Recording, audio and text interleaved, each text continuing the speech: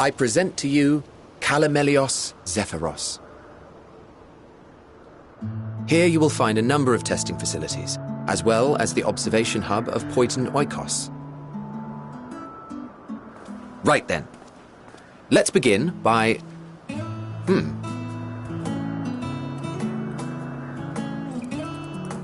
Well, well, an Arrhaeus.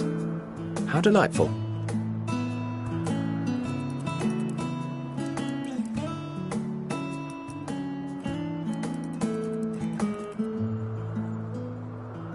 And what, pray tell, is that?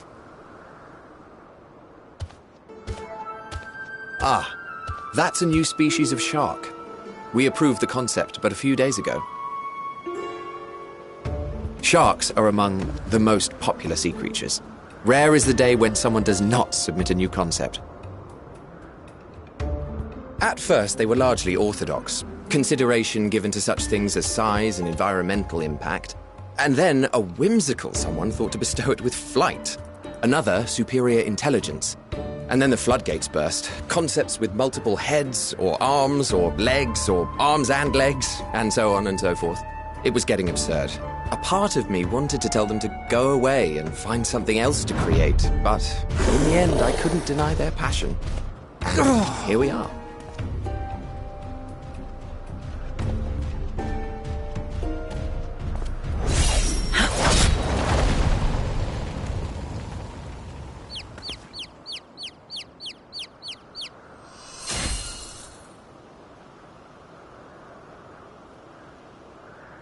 That was too close. Are you unharmed? Well now, if it isn't a pair of familiar faces. Vanar, that we should meet you here.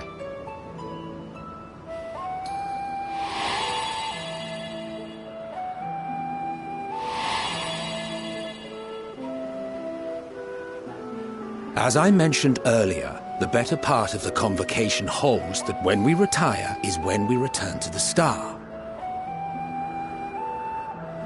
Well, she is not among said majority. Even after stepping down, she carries on with her work. Vanar is her name, and she is the previous Azem. It has been a while, Hythlodaeus. You look well. Less so, Emmet Selk. I dare say the lines upon your brow have both deepened and doubled in number. A shame for one so young. You must make an effort to frown less often.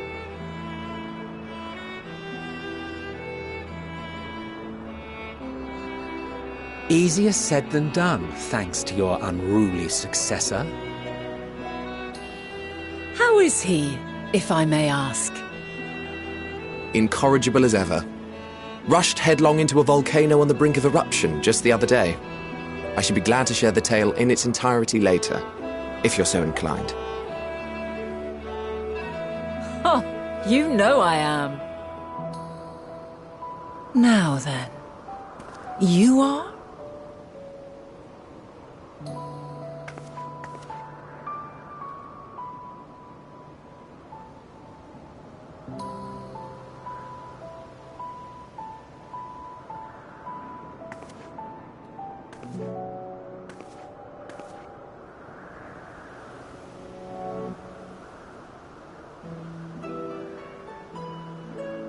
I say, have you perchance come from the future?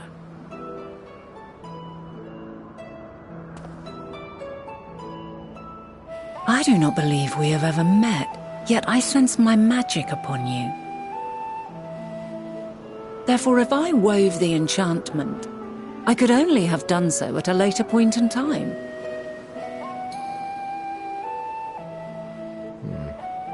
What manner of magic is this, if I may ask? A traveler's ward, of course. It prevents the corruption of one's ether.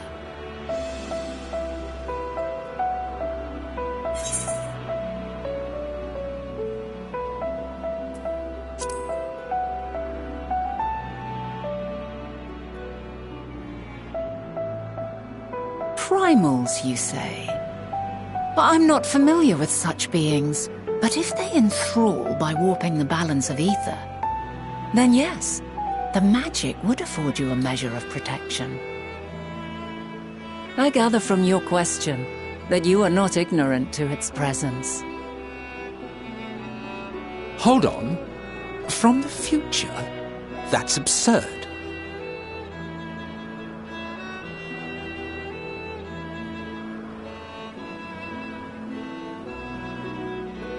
What is it? Are you unable to speak of the matter?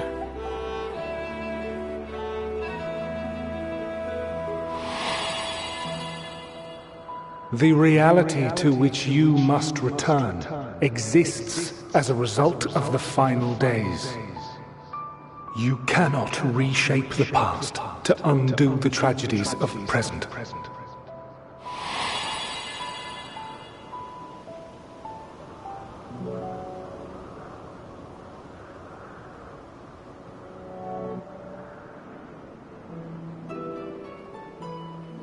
So, your actions here will not change your history, but they may yet affect the course of ours.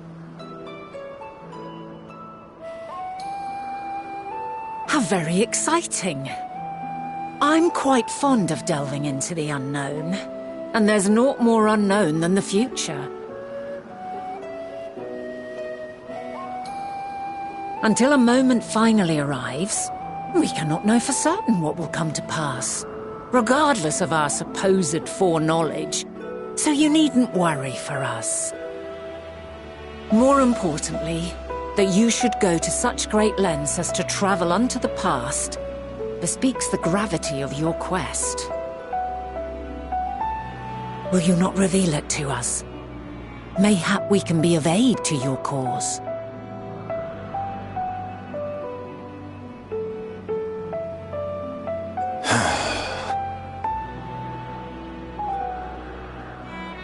If this is true, then you've been keeping quite the secret to yourself.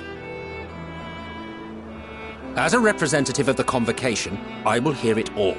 Your identity, purpose, everything.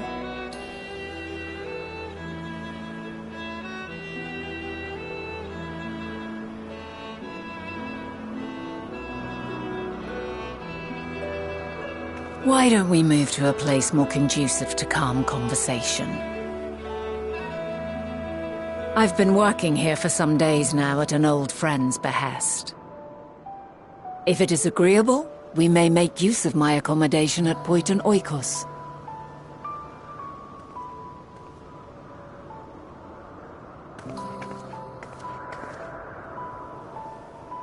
We were meant to meet. I am certain of it.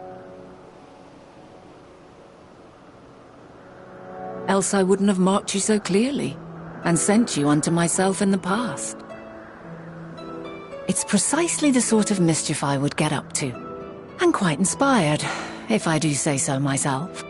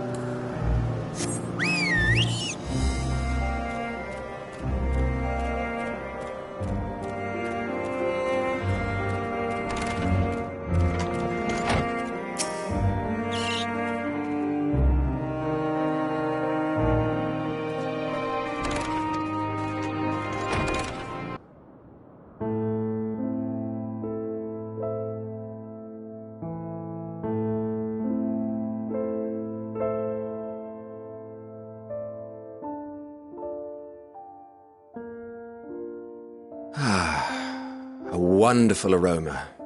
I feel more relaxed already. Would that I had sweetmeats to offer, but I travel light out of habit.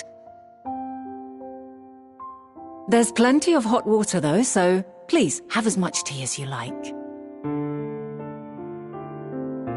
Now then, will you tell us your tale?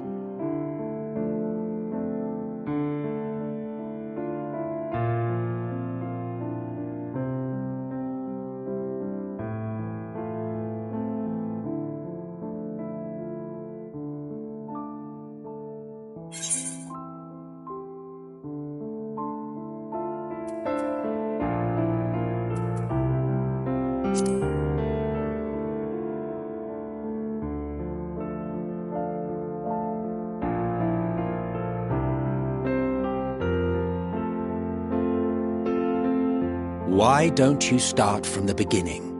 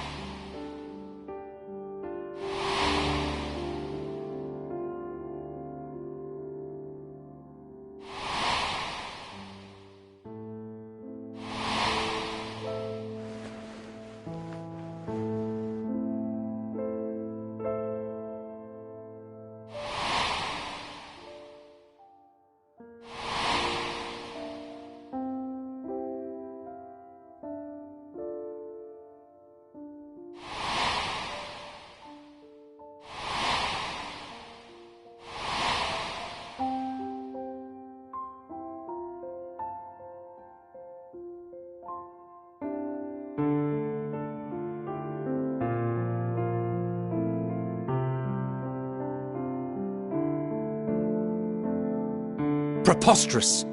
Utterly preposterous! While not the words I would have chosen, I too have my doubts. Much of it borders on the incredulous. What of you, Vanar?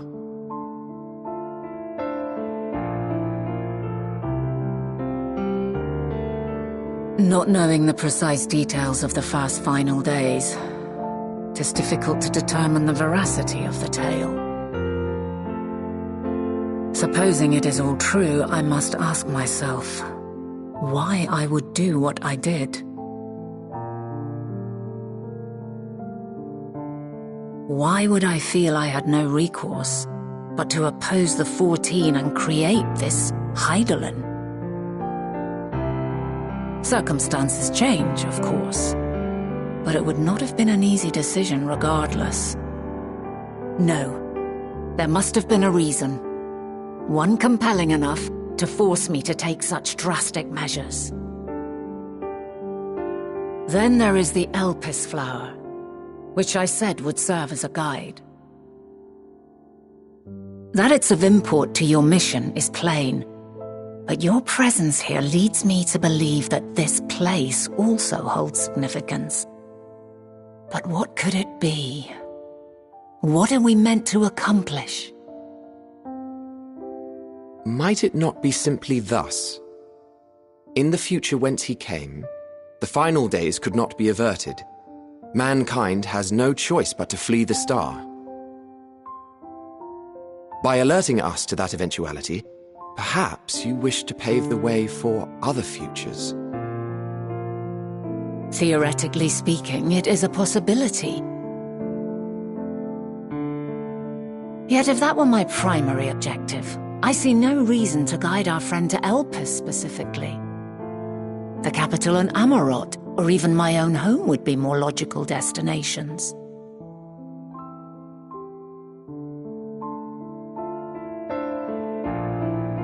True.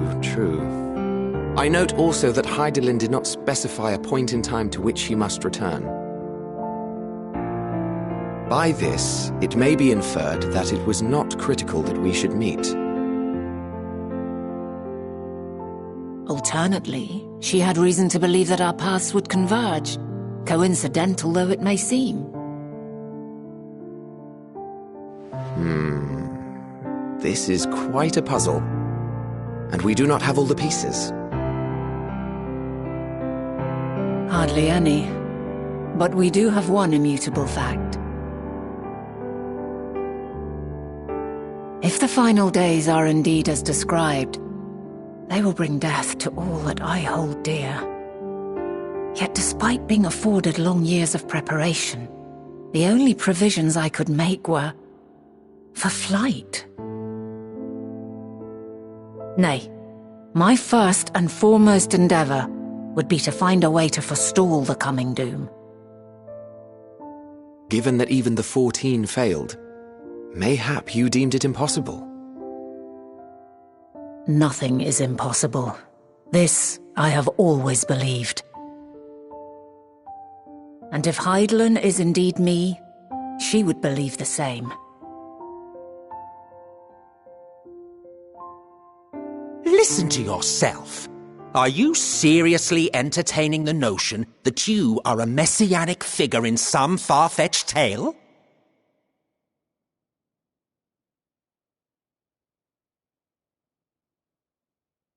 Well, I will not. I refuse to accept that our world could be undone by some unforeseen calamity. I also take offense to my portrayal as a megalomaniacal madman. To sacrifice oneself for the star is a noble act, and I would hold those who gave themselves to this zodiac in the highest esteem. Yet, you claim I recreated Amarot and populated it with phantoms of our people? A bizarre indulgence that would be insulting to their memory. Worse still, I even invited you there. Literally invited my own downfall. Why would I do something so idiotic and inexplicable?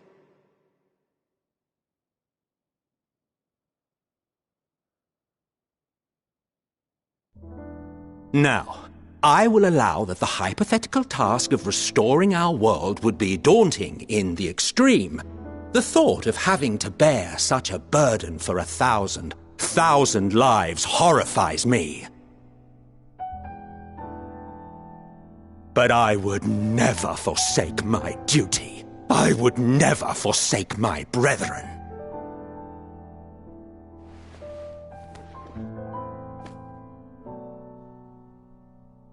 You do not know me. I've had my fill of your fiction. I will return to my duty, and you will not bother me again.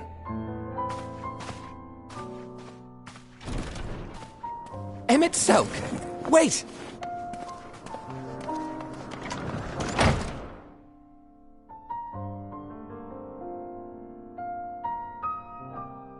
You've seen much of Elpis already. If you have any observations to share, I should like to hear them.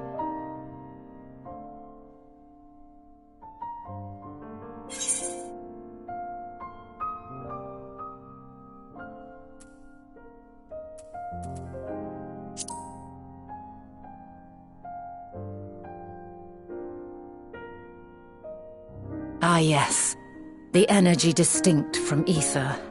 Though not my field, I have a basic understanding of dynamis.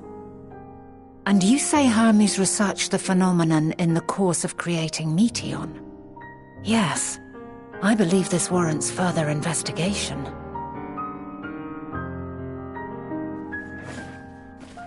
With that settled, 'tis time for action. The missing pieces of the puzzle are here, I'm certain of it. And when you find them, the picture my future self has painted will be complete, and you will have your answer. And suffice it to say, I will aid you in your quest.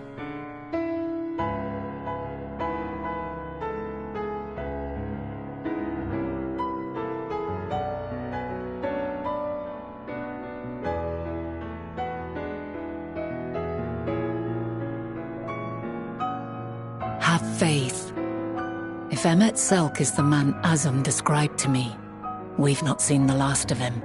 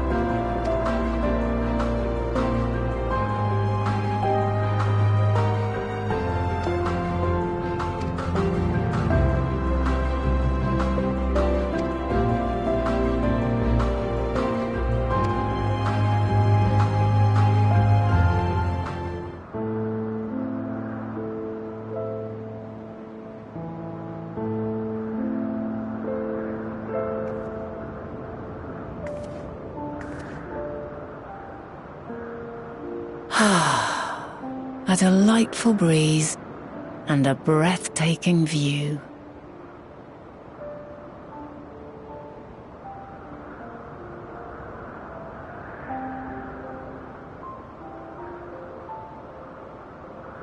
What is it like in the future? Is the world still a beautiful place?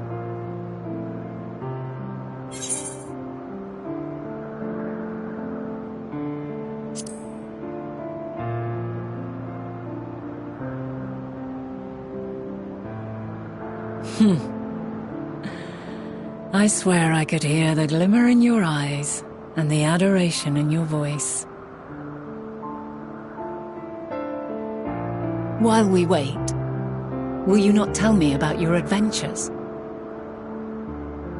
Well, not the portentous events which led you here, but the simple delights all your own. By learning about the future world, I may gain insight into future me's plans. But more than that, I have an interest simply as a fellow traveller. Short of going somewhere oneself, there's naught more stirring than hearing another's account.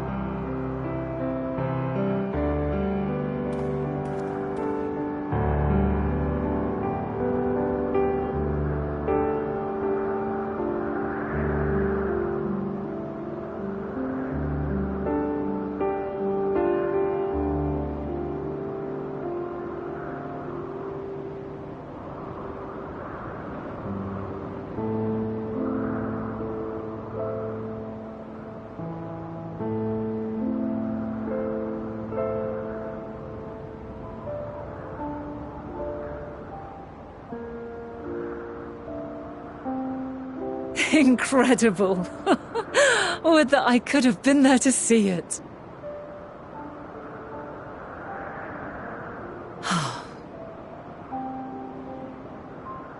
Yours is a harsh and unforgiving world. Yet in spite of this, your brethren hold fast to their virtue. To know that the light of mankind's potential still shines, even in that faraway place, it gives me heart.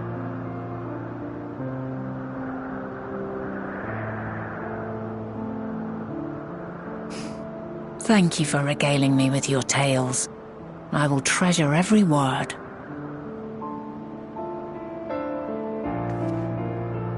As you know, I was once a scholar. And among other things, I sought to understand the workings of the world. What exactly is ether? How formed the laws of nature? Whence sprung mankind? Riddles and mysteries beyond counting. Over the years, I have managed to find answers to some few of them. Yet rather than attain a sense of mastery, the more I understood, the more I came to hold the world and its miracles in awe. We too are miracles, each and every one of us, born of the warm breath of life that traverses the heavens, swirling through eternity. When I fully grasped the improbability of our existence, nothing felt impossible anymore. If it could be imagined, it could be done.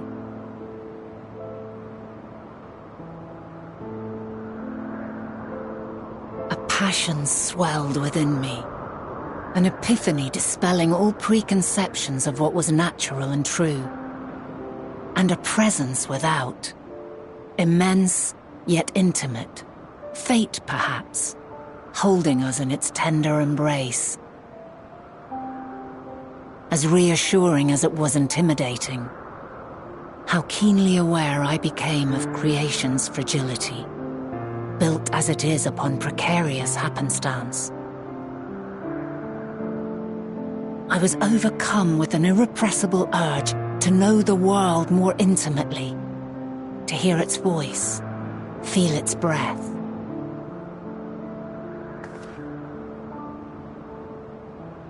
I ventured forth on a journey that very day, so very long ago now.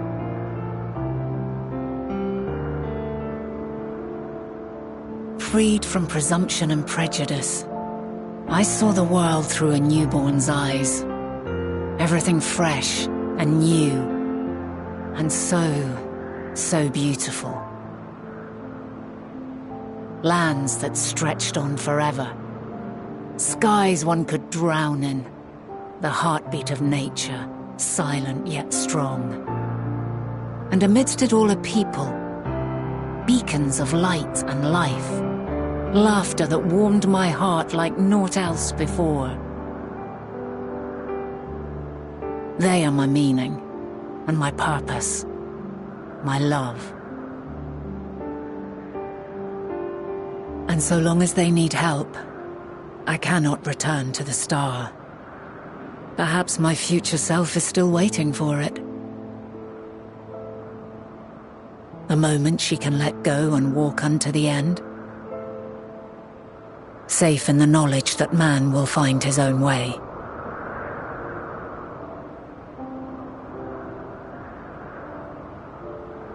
You, who are our future, tell me this, and tell me true. Has your journey been good? Has it been worthwhile?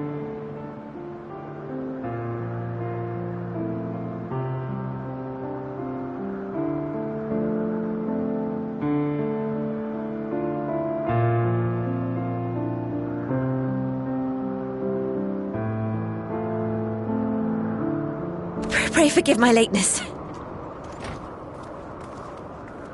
My observation subject was rather irritable, and it took a while to settle it down.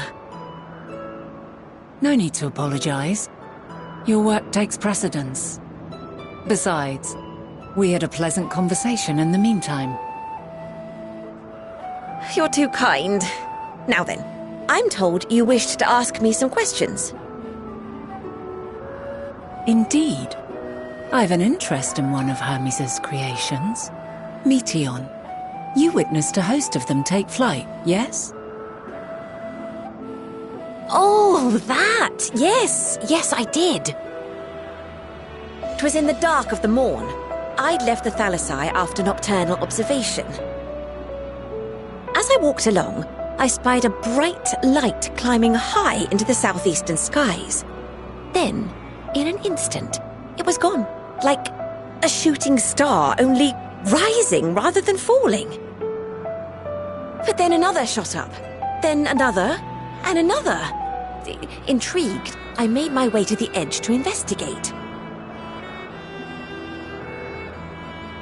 And who should I spy on an isle to the south but Hermes and Meteon, the Metea, rather.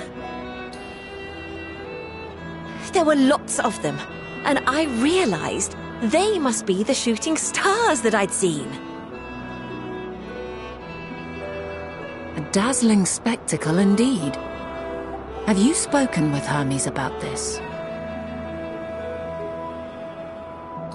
Oh, yes. The sight left such an impression on me that I approached him about his mystery project the very next day. Alas, he said that he couldn't reveal anything just yet, that he needed to conduct further tests. It shouldn't be long now, though. He often returns to that isle, and I have a feeling he's nearing a breakthrough.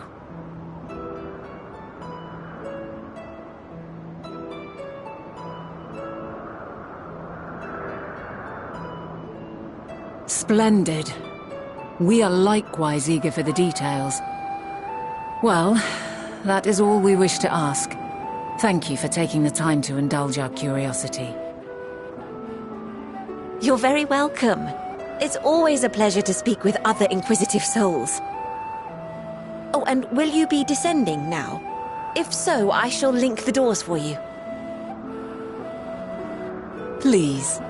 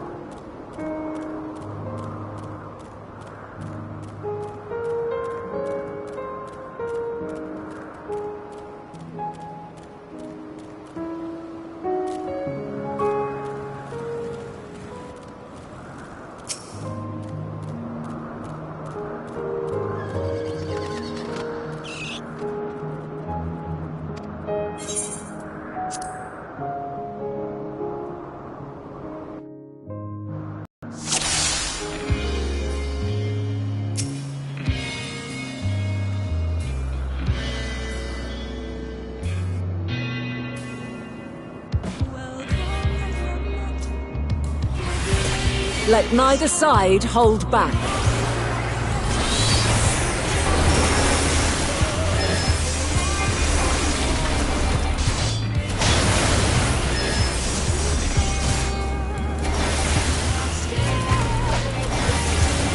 My blade sings!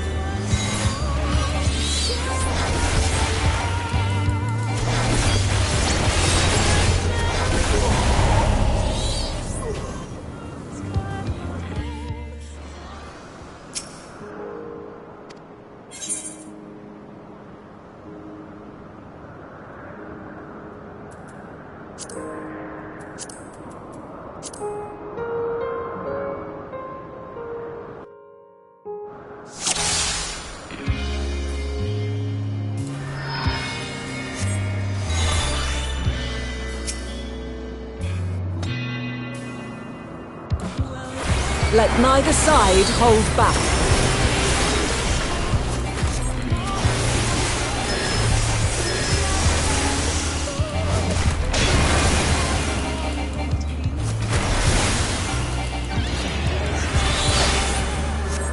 My blade sings!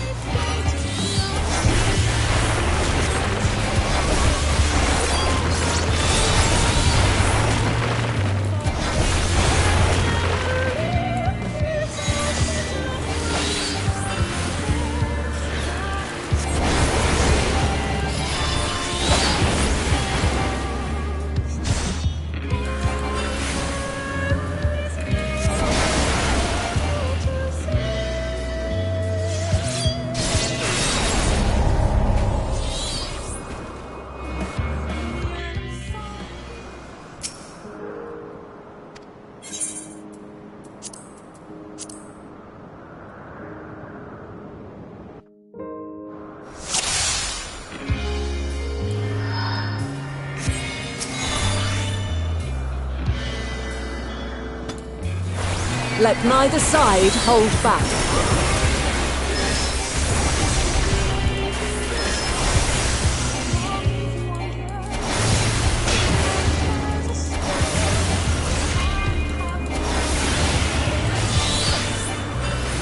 My blade sings!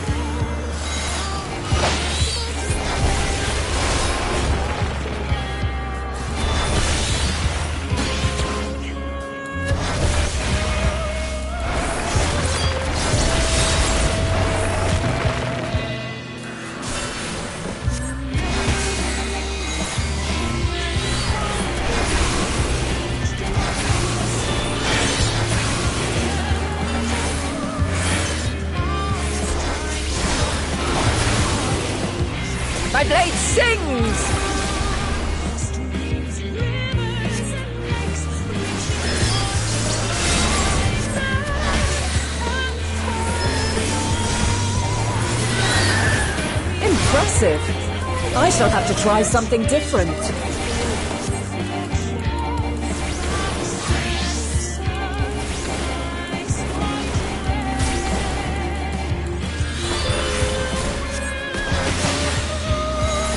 No quarter!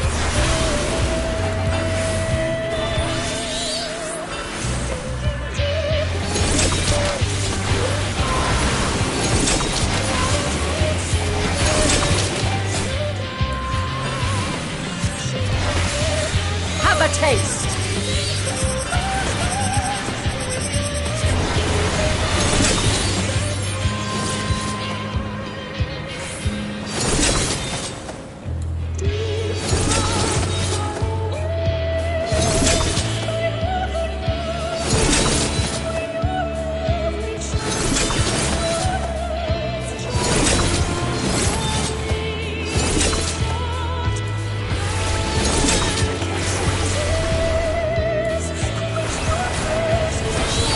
I see you won't be easily overcome, but neither will I.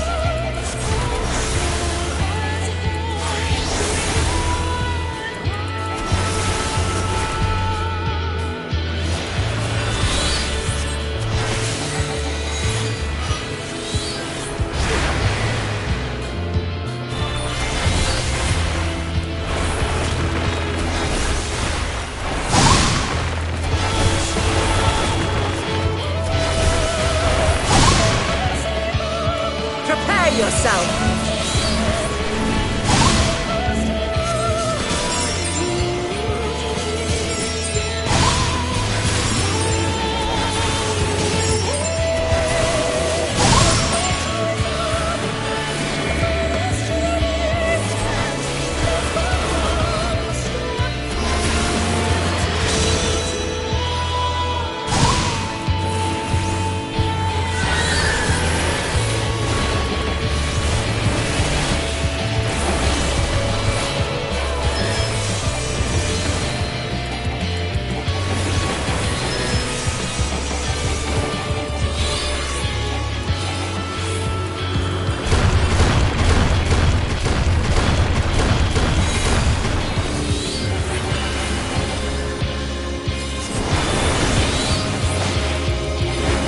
Very well.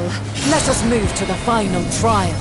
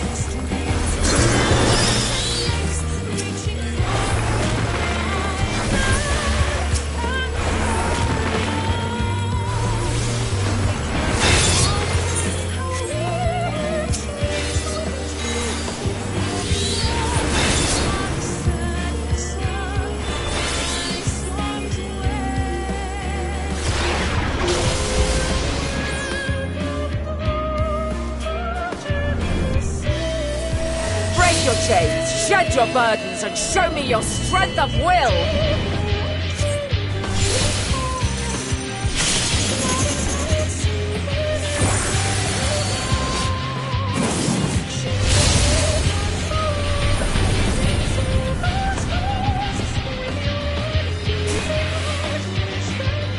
You still stand. The people of your time are more resilient than I had dared hope. I have seen enough.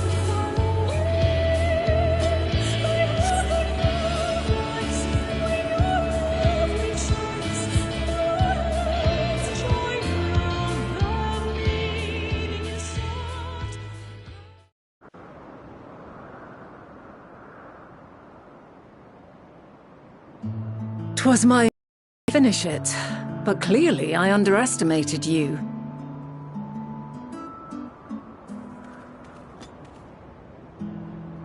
One would think I never learn. I made the same mistake with Azam when we first sparred. Despite being less than half my age, his strength was astounding. As is yours. 'Tis plain you have weathered considerable hardship. Far more even than your tales would suggest. It seems we have both learned much on our journeys.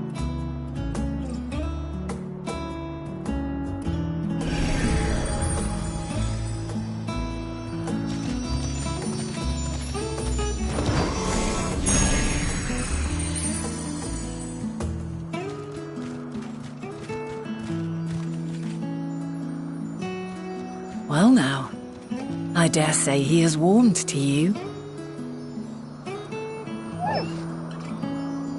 A boon to be sure. He never forgets his favorites, and is ever eager to come to their aid.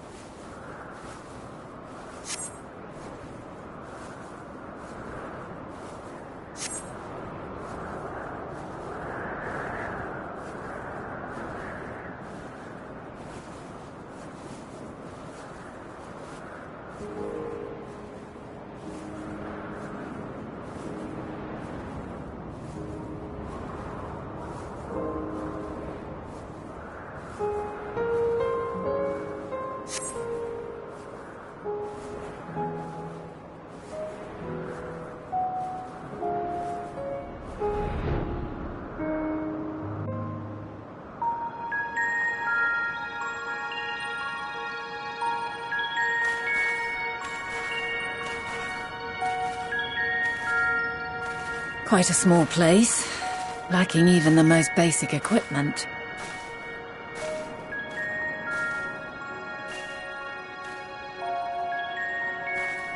The present may yield no clues, but we may yet try perusing the past. Have you done this before?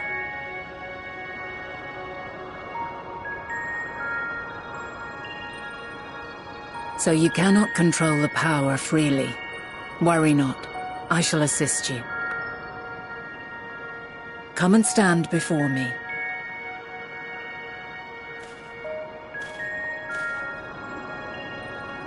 There are two ways to see the past.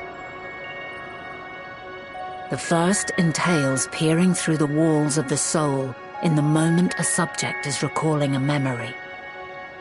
The second requires no subject, and is instead a process of piecing together an event from ripples left in the ambient ether. As memories are etched upon the ether of the soul, so too are they etched upon the ether of the world. In this way can history be preserved. Such memories are given to fading, however, and can prove challenging to visit. But come, let us try. Close your eyes.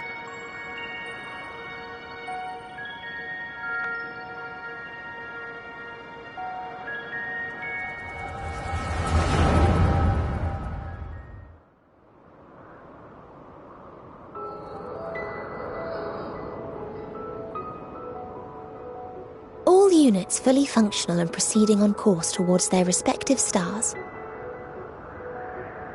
Estimated time to completion of survey is 108 cycles.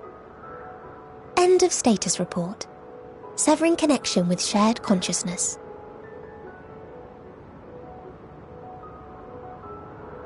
Did you hear that, Hermes? All is well.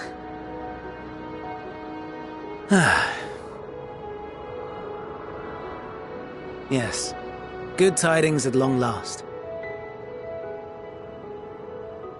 Every step of the way, I've been reminded how little we understand creation. How the universe defies imagination. But soon we won't need to speculate. We'll know the answers. What others live for. Indeed. And we'll owe it all to you and your sisters. I wonder what answers we will get. Whatever intelligent beings that exist out there are bound to be vastly different from us. Diverse in form and culture, possessed of unique ways of thinking. Their conception of life and its purpose will be no exception. Completely and utterly unlike ours. Utterly unlike... how? I have no idea. Yet whatever answers we receive, I will not dismiss them out of hand. No, I will think earnestly on them all. And I will share them with our people, that together we may contemplate our own existence. Perhaps then our star will become a better place. Not only for man, but for all life.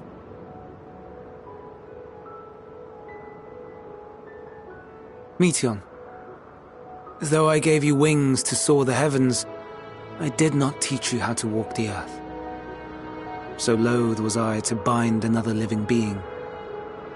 In the course of your long journey, you will learn from those you meet, learn to walk and run and so much more.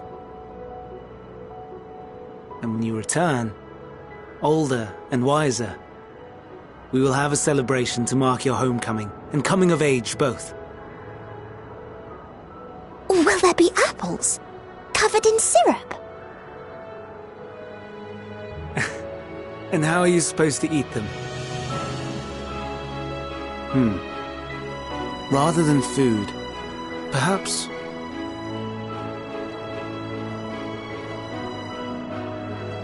flower. Yes. Upon your return, I will gift you a beautiful flower.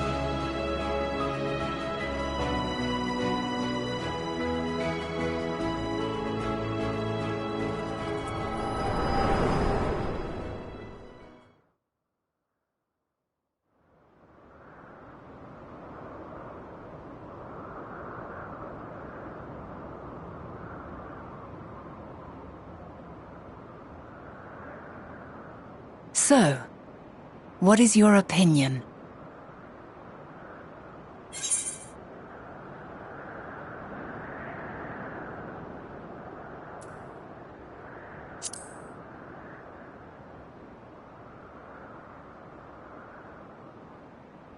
I understand. He is a gentle soul, and well-intentioned. Yet it does not take ill intent to beget ill. We must consider the possibility that something may have gone awry. Perhaps it was oversight, or simply an accident.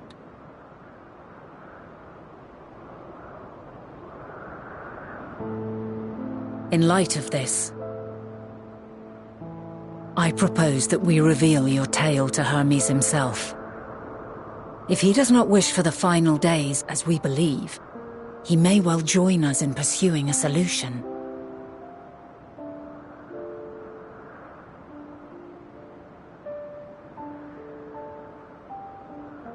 Then it is settled. Let us seek out our friend with all swiftness.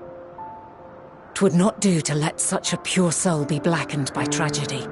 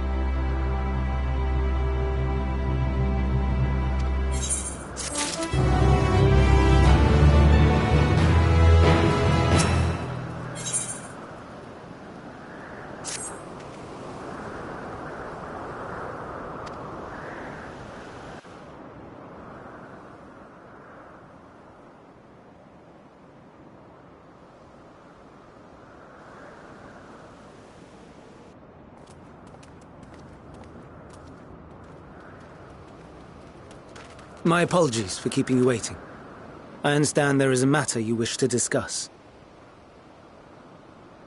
Aye. A matter of the utmost gravity. If one can suspend disbelief. Go on then. Tell him what you told us. Who you are and why you came.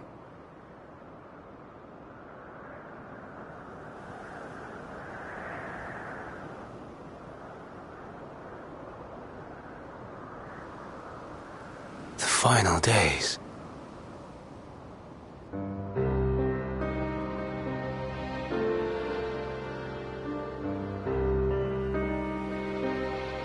The phenomena observed during these star-encompassing calamities is likely the product of a dynamis reaction.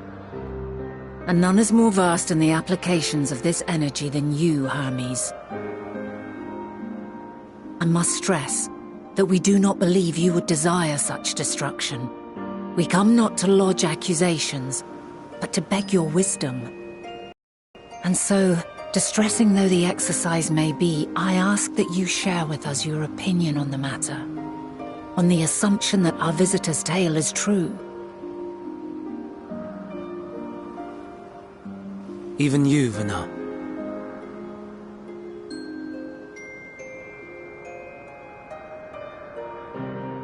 As you say, the phenomena observed in the two calamities may both be attributed to dynamis. Of note is the difference in its effect. In the first final days, it warped creation magics. In the second, it warped the people themselves. The key variable, I suspect, is the etheric density of the men of each age. As you know, ether, in essence, negates dynamis. Harboring high concentrations of ether, we ancients cannot readily manipulate dynamis, nor be manipulated by it. Therefore, rather than ourselves, the calamity affected our magics. In contrast, having been sundered, the people of the future are composed of but a fraction of our ether. Thus are they susceptible to the influence of dynamis and its transformative potential. But that would explain only the mechanism, not the cause. Though perhaps...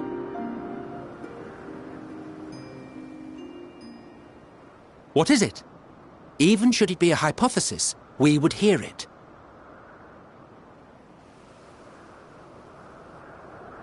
Dynamis is an energy put in motion by feelings.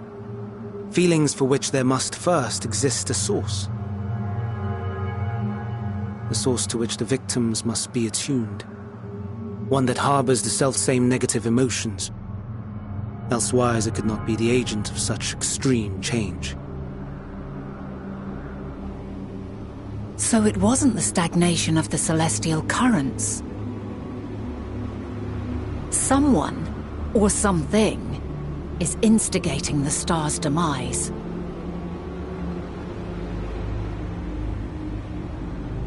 So, we've a villain on our hands after all. Any idea who or what it could be? The celestial currents comprise the outermost layer of the star's ether, encasing it like a protective sphere. According to your tale, it was where the currents were weakest that the phenomena first manifested. If the inciting factor came from without Aetheris, then its effects would first be seen in those locations.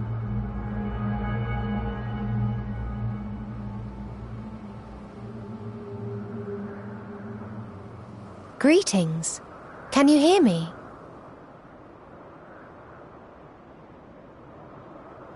Do not be alarmed. I mean you no harm. I wish only to hear your words, share your feelings, know your thoughts. May we please be friends? Meteion. What is it? Executing scheduled task, suspending individual self and connecting to shared consciousness. Connection established. Commencing status report.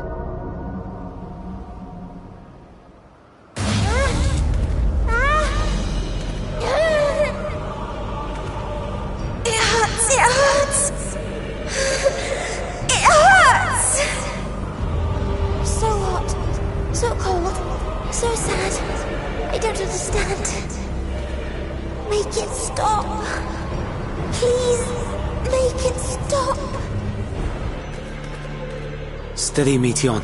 Steady. So scared. So lonely. The pain. It's too much. Why? Why do we? They hurt. Hate. This is wrong. All wrong. She's gone? But how? She has altered her etheric density in order to blend in with her surroundings, an ability for avoiding confrontation. Most effective. Frustratingly so. I can't see her either. Not even a trace. Stay away. Please. This is wrong. My mistake. So please. Are you all right?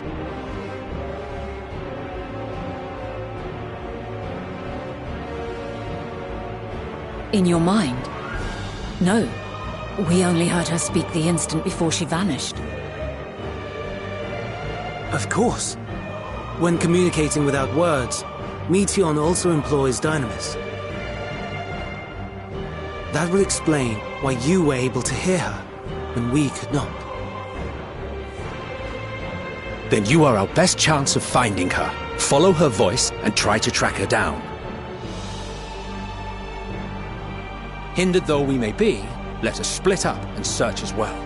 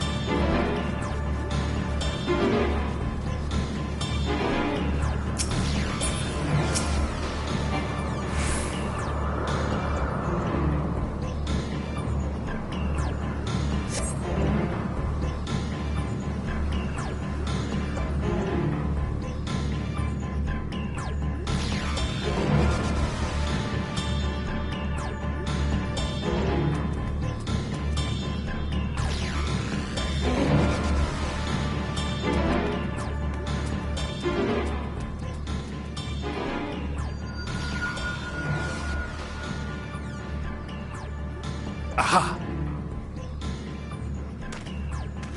Give chase! We shall herd her into the shelter.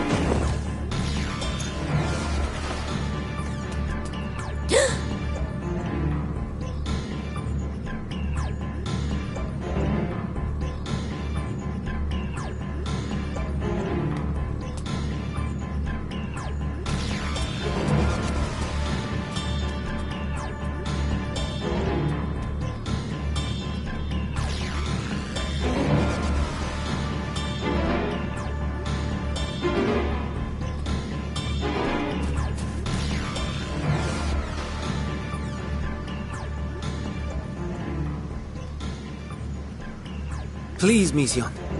We must speak.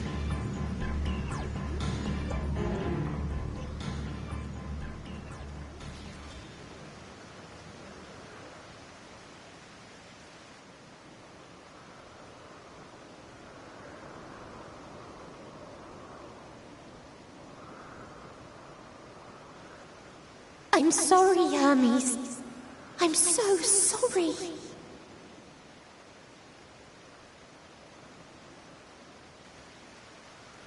If someone can hear these words, then please.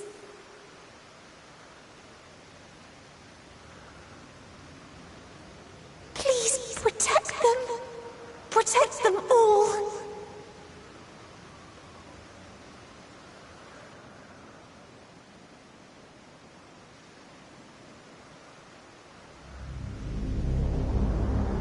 Individual self-suspended.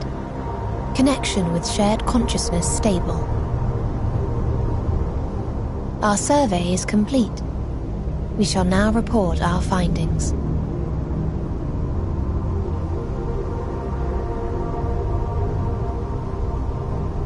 All units safely arrived at their respective destinations.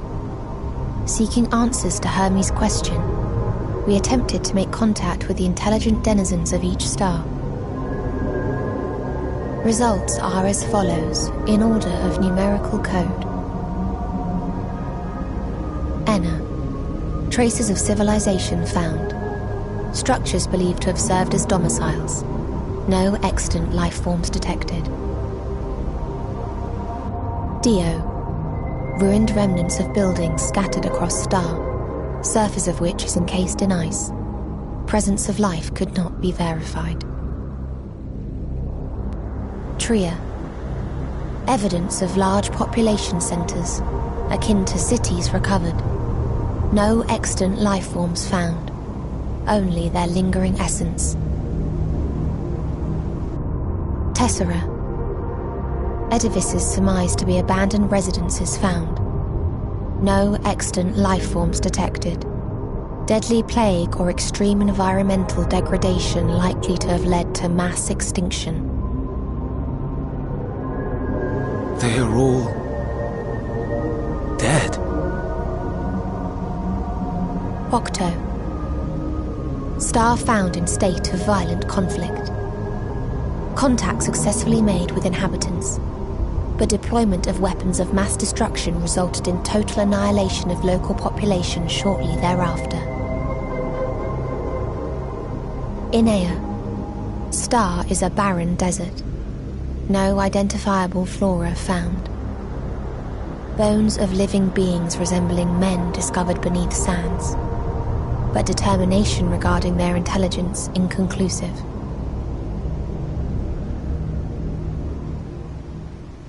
Remind me, Hermes, what exactly was the question you entrusted to Meteion?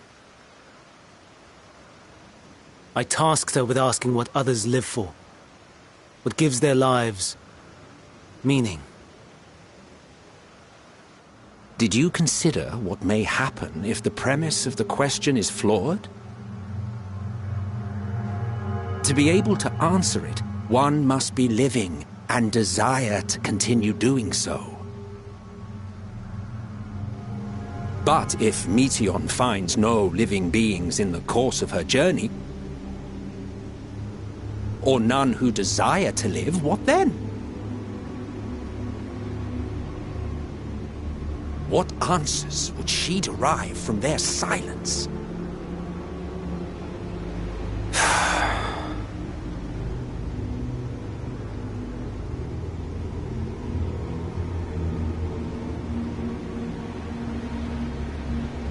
Meteion, enough! Suspend your mission, and return hither at once. Decapente. Local civilization once flourished under auspices of higher power. Said power later laid waste to civilization in fit of rage. Upon revealing this to me, entity elected to self-terminate in lieu of providing answer to question. No other intelligent life forms found. Turning a deaf ear, are we? We are taking Meteion back to Amarot. As I understand, we will need her if we are to bring back all of her sisters. Yes.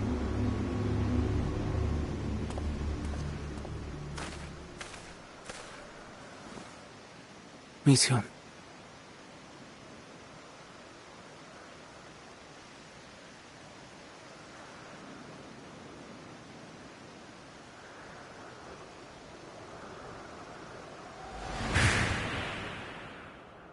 It isn't right, is it? It isn't right to turn away from the answer. Even if the answer is pain.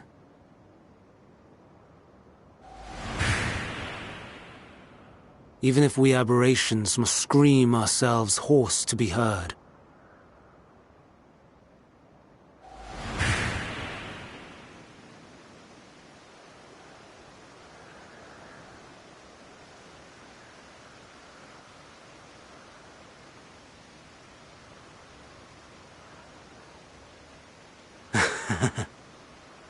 Aye. Whatever answers we find, I will not dismiss them out of hand.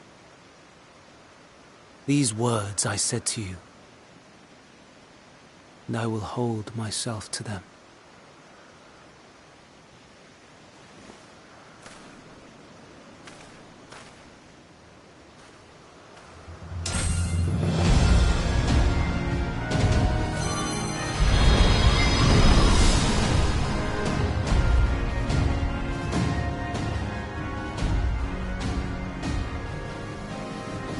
What is the meaning of this?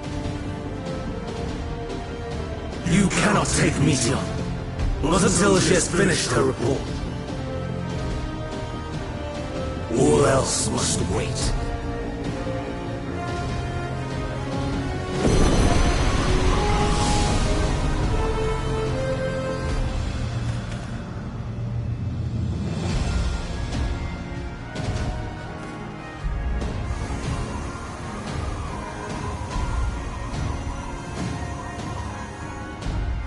You fool!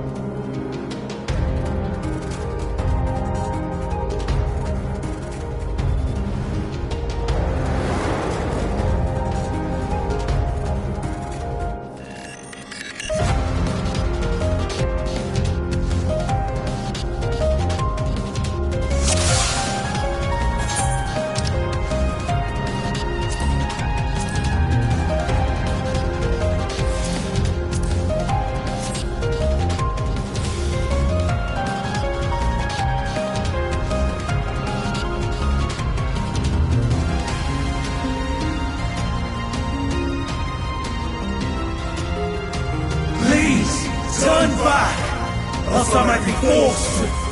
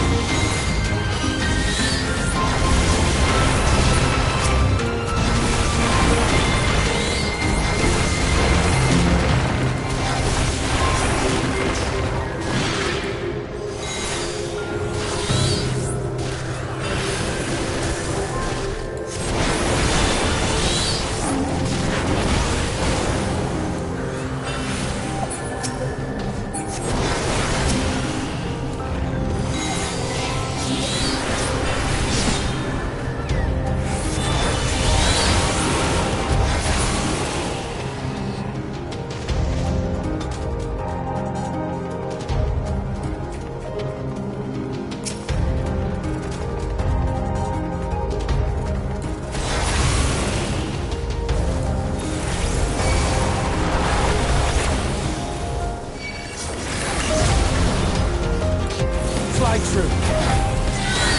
This may sting. Have a taste! Out of my way!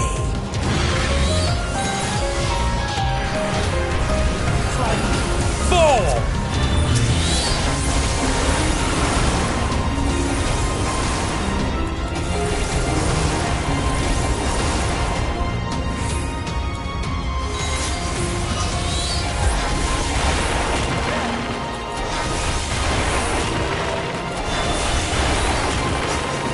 Out of my way!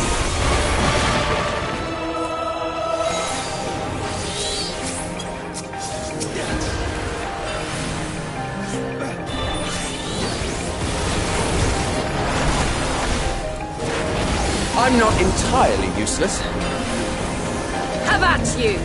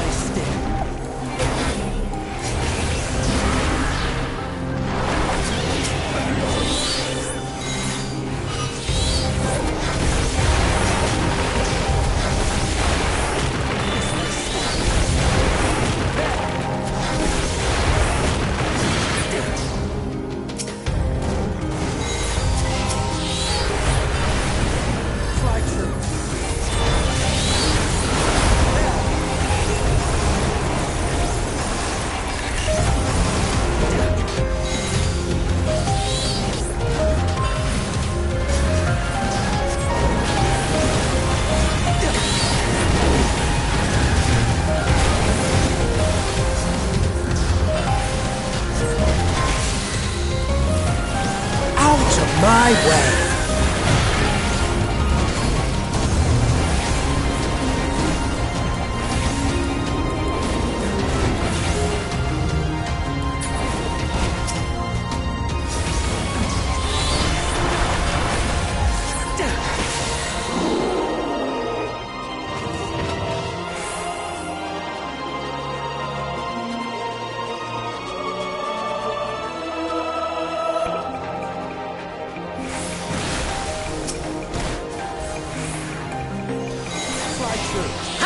you!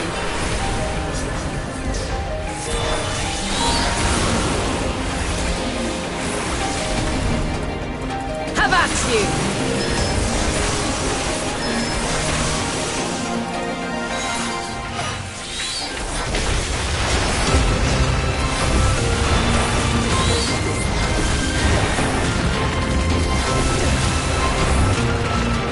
I'm not entirely useless.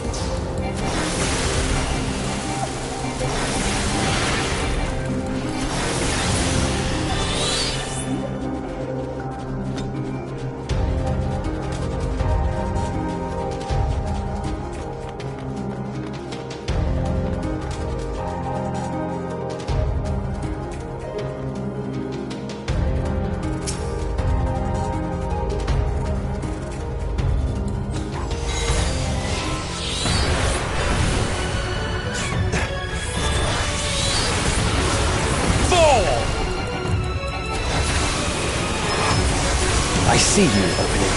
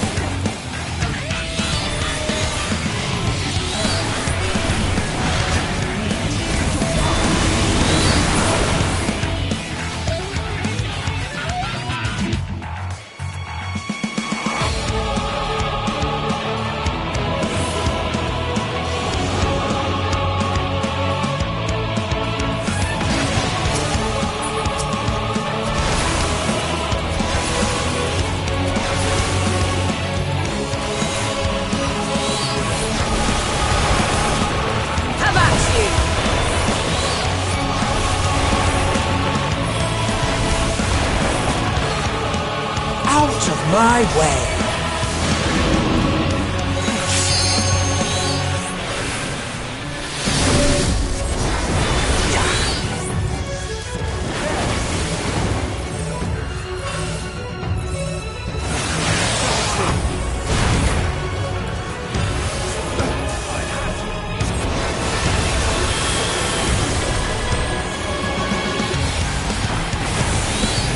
Stand firm! Out of my way!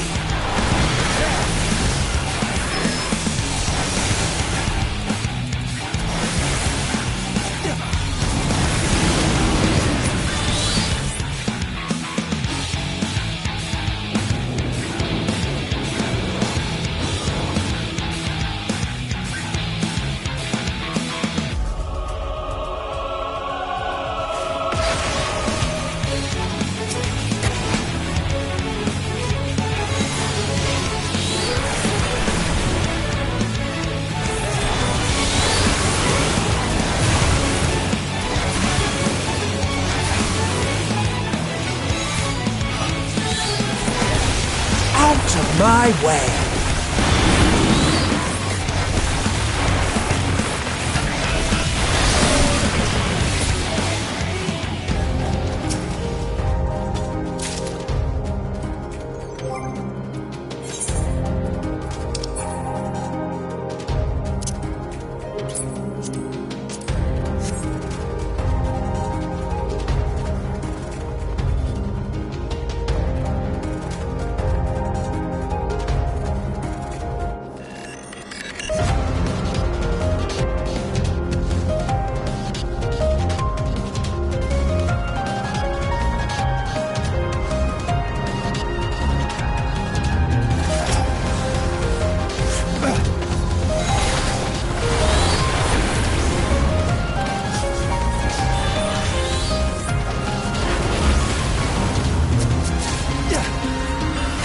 you! This makes...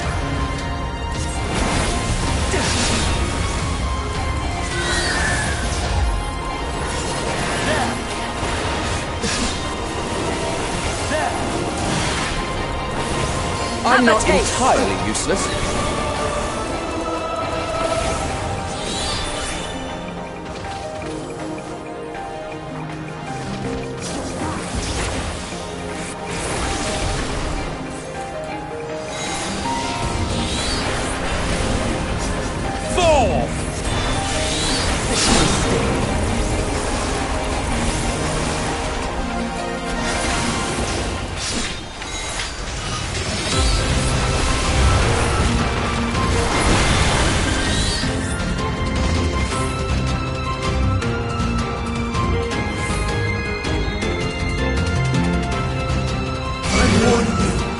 Stay away!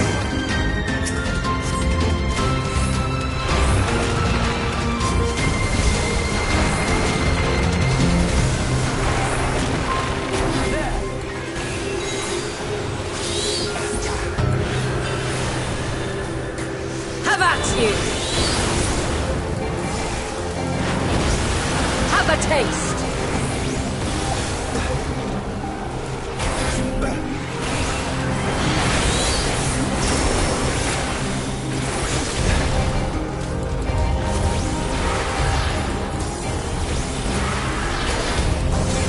Have a taste!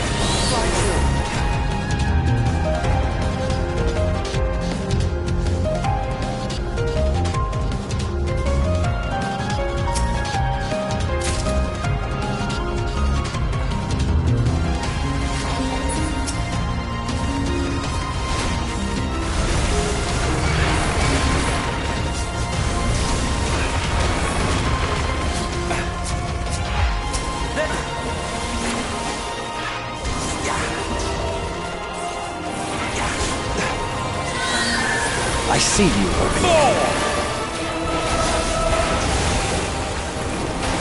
Fly through.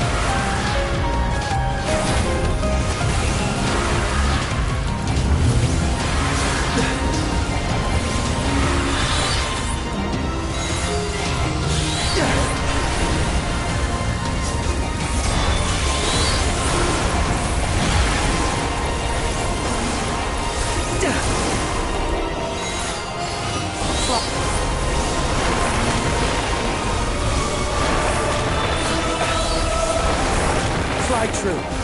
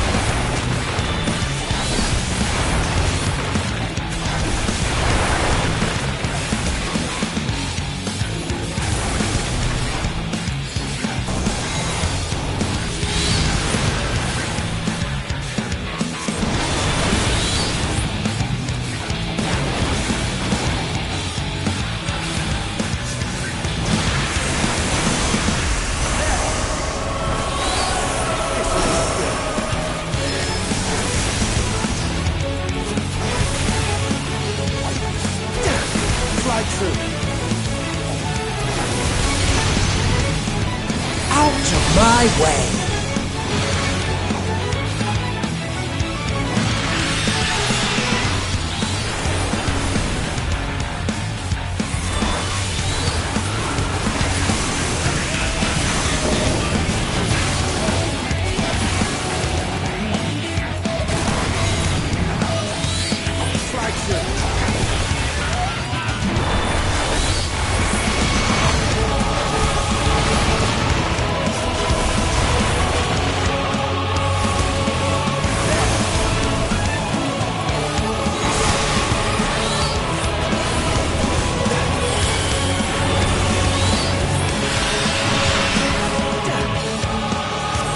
See you opening.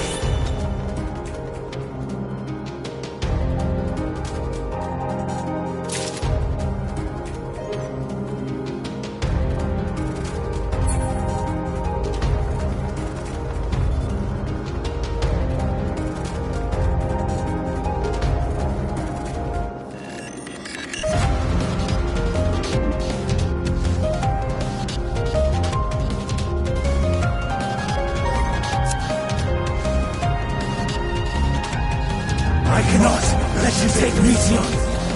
Not yet! This way still.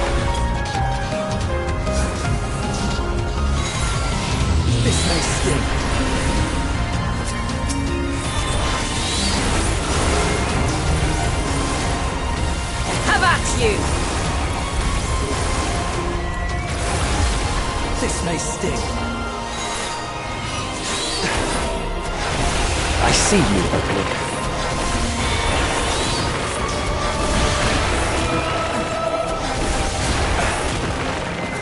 There!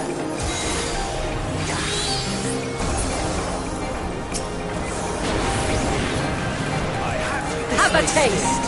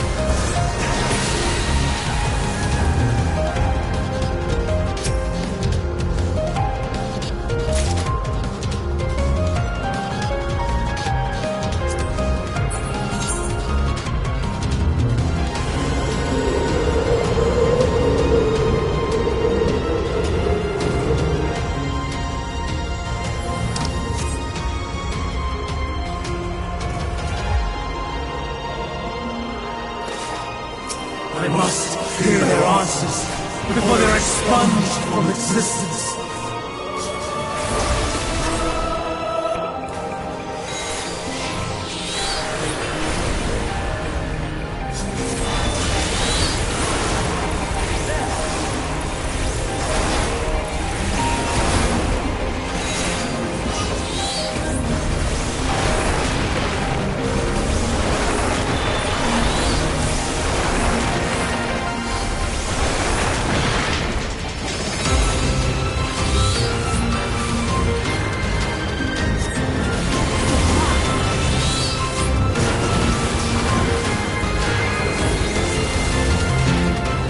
I see you opening.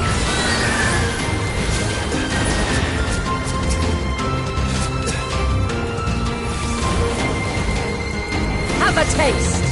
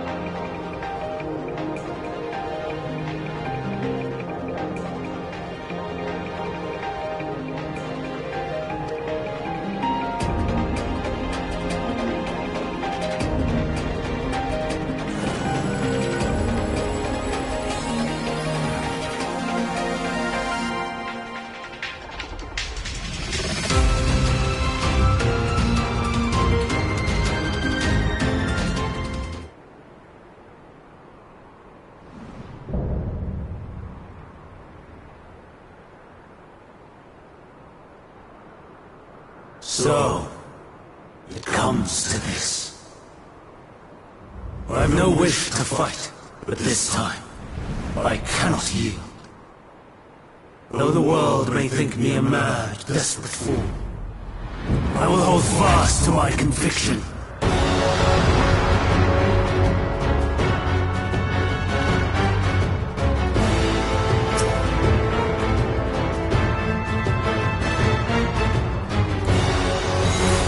I will have the time and tranquility I require.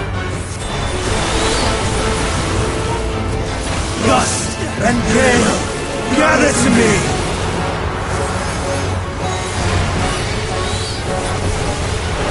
Have a taste!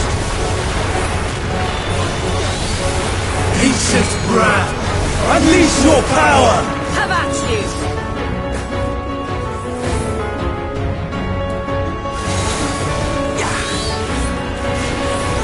Dancing winds, pierce my foes!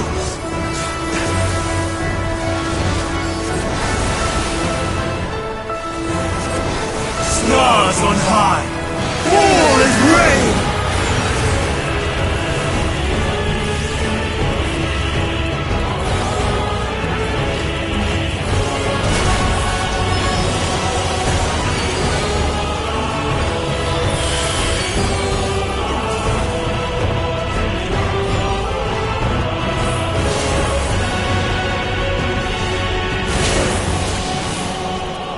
I'm not entirely useless.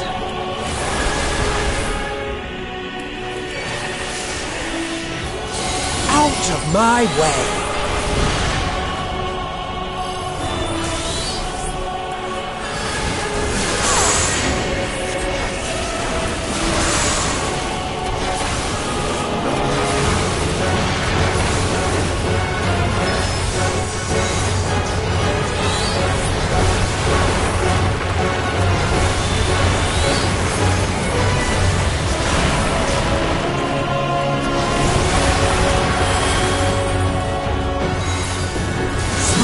Of ether!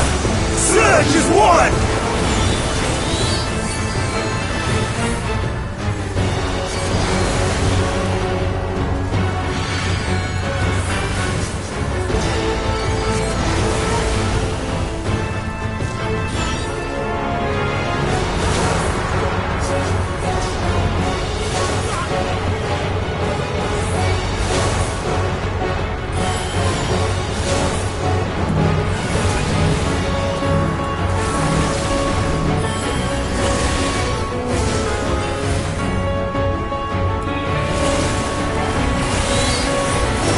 I'm not entirely useless. Dancing winds, pierce my foe!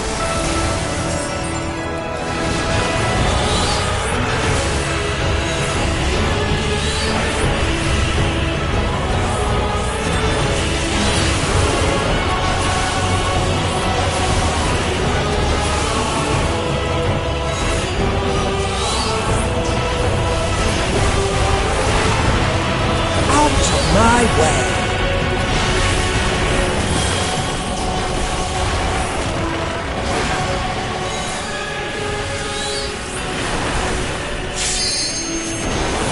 Stars on high, fall as rain!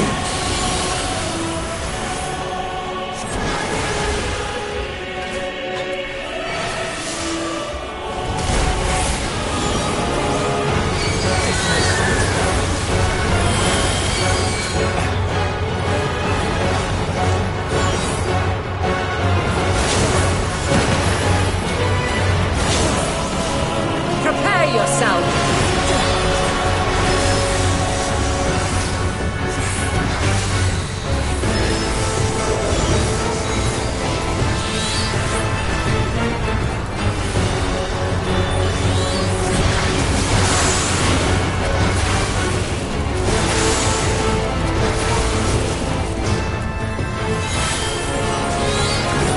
Even when transformed, and I am not finished yet.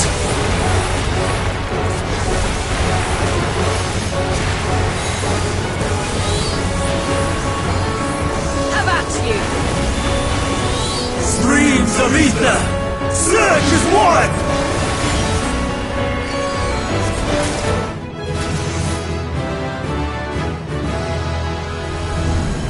No!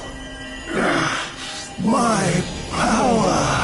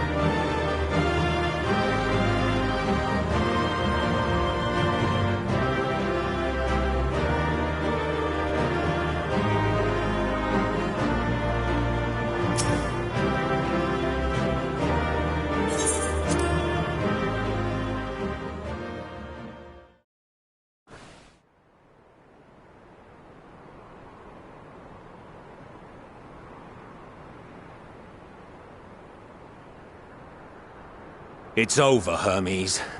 In the name of the Convocation, I hereby take Meteion into custody. And setting aside the matter of your nomination, you will come with us too. We require your knowledge to assess and resolve the situation.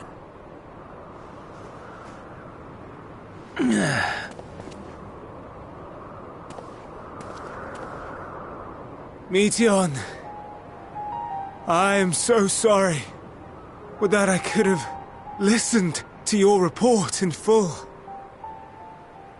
Reflected upon its meaning and conveyed it to others. That they might reconsider their chosen course. But I have failed. And that wish will never be realized. However, ere our fates become the province of others, I bid you tell me just one thing. Was there happiness in those distant stars? Was there a reason for living?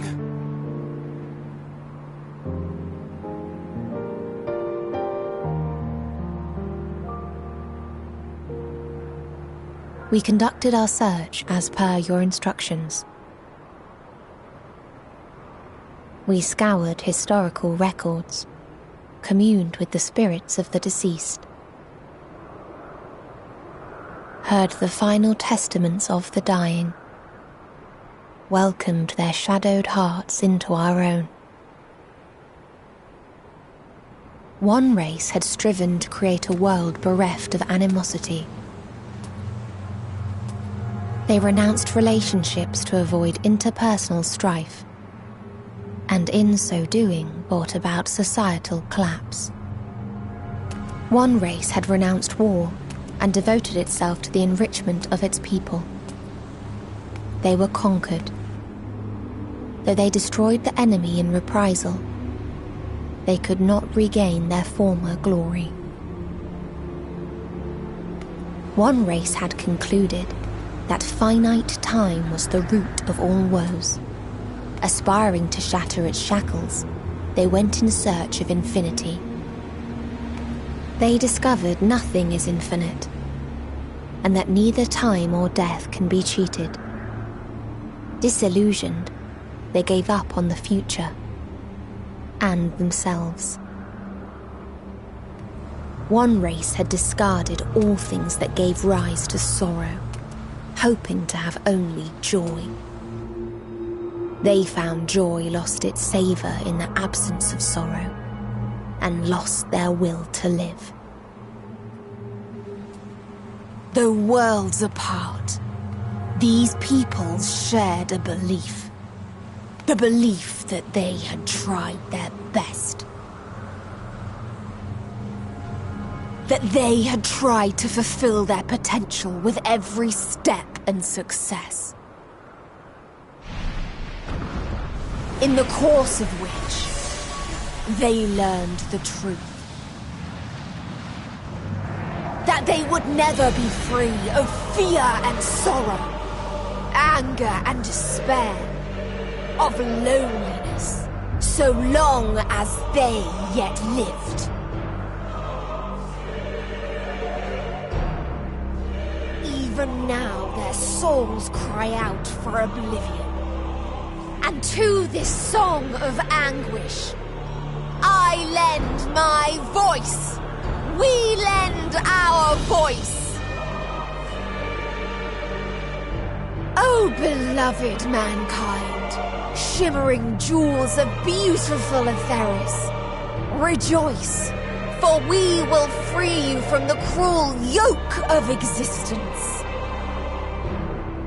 There is no need to struggle in vain, for in nihility awaits salvation. You will know peace and serenity, and it will be beautiful. We will make our nest at the edge of the universe, and the dark of dead worlds hoard sorrow and suffering. There we will sing, our chorus ever louder and ever clearer, that our song may reach even this ether-shrouded star. Such is the answer we have found in the stars. Such is the gift we now offer to Etheris.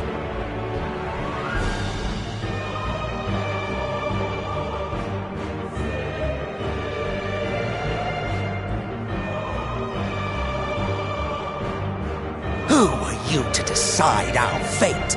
To decree we live or die?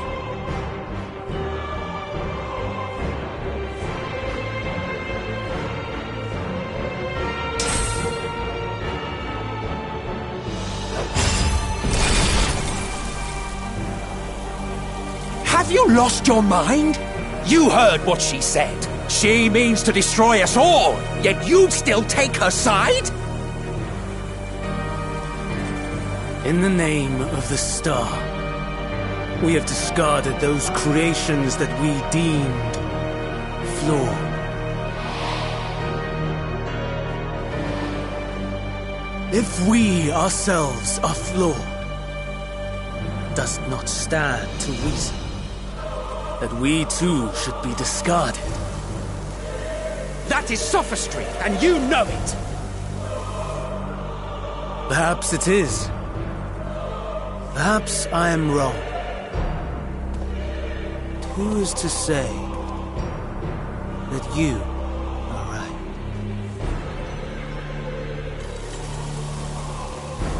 Let us settle this with a determination. In my authority as Chief Overseer of Elpis, I will make a judgment on man's fitness to exist. If he can learn to value all life and retain his will to live, even should his end be justified, he will surely find a way to avert his demise. If not, he will perish from the start. As with all determinations, provisions must be made to ensure fairness. Kairos! Awaken!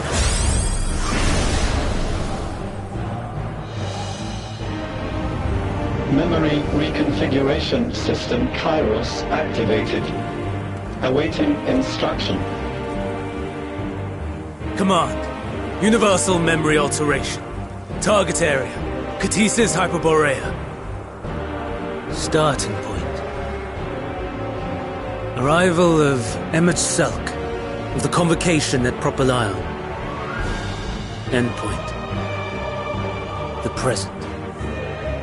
Erase the memories of all events and replace with a vague recollection of the following. I was here, preparing to demonstrate the functionality of Kairos to MSQ and Hythlodaeus. Meteon's shared consciousness became unstable. She and her sisters could not sustain their existence, and all dissipated with a burst. The resultant shockwave accidentally triggered Kairos, which erased several days of memories from all present. Execute. Command acknowledged. Initializing. 3 processes remaining to execution. Bravo. I dare say one would be hard-pressed to make it fairer. Everything that you told us, everything that has happened, the fact we've even met, it will all be gone.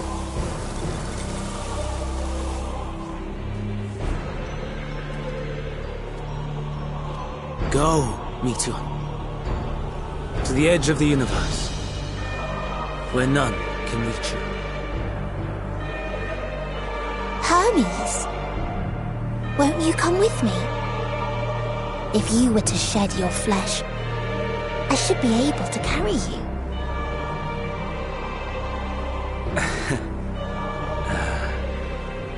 I will remain. As a man, I will oppose the oblivion you bring. Silly fool.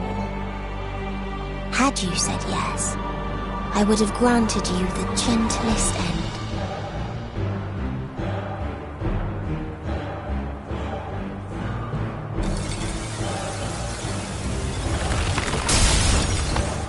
This ends here!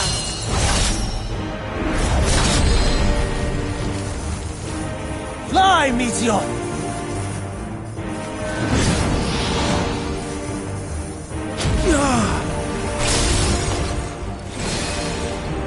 That is far enough, Hermes!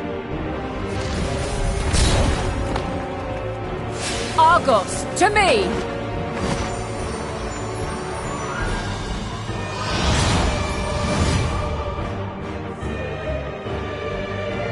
First process complete. 2 remaining to execution of memory reconfiguration. As if we needed more pressure.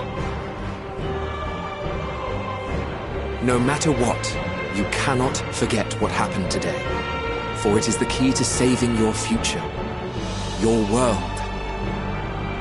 This fight is our fight.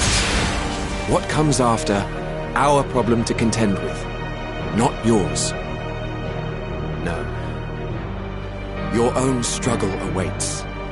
And and no one else can take your place.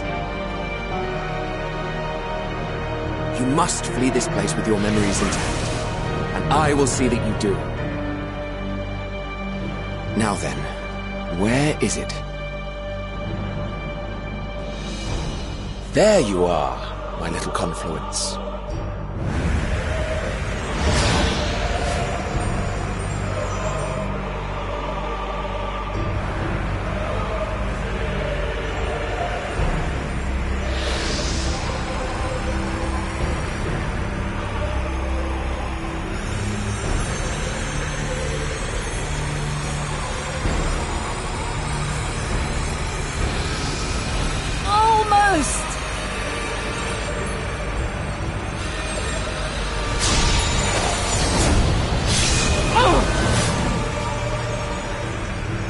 Very well, then.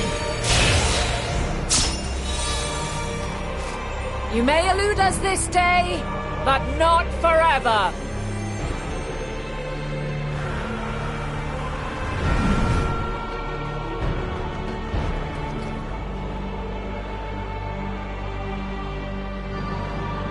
Meteon's gotten away. Second process complete. One remaining to execution. Ugh. No time for brooding. Listen well. Beyond lies a spatial confluence that connects the interior sections of this building. I will destroy the confluence and force open a way outside. When I do, you must jump through.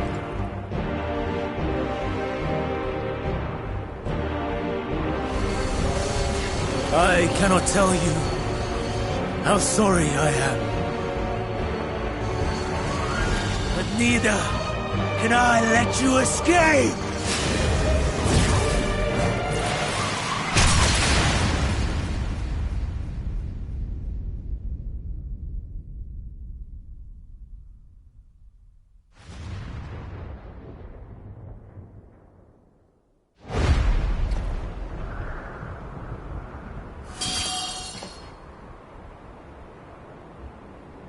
Too brave by half.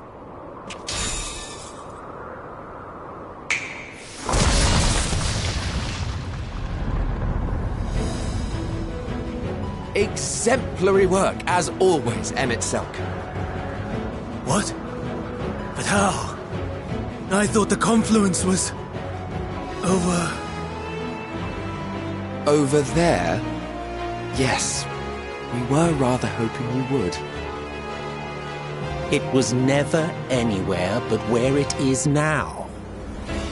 The instant those two began making their way towards nothing, 'twas clear the plan was a diversion.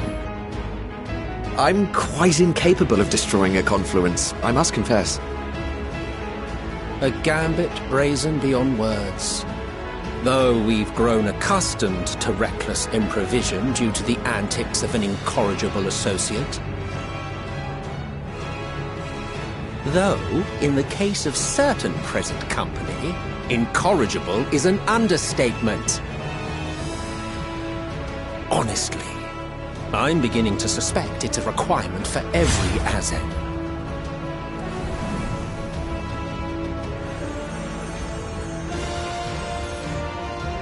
There's no time! Quickly! Even now, I do not believe your tale. I would not suffer us to walk such a wretched path. Still, if it must be said, do not squander it. The legacy I leave you.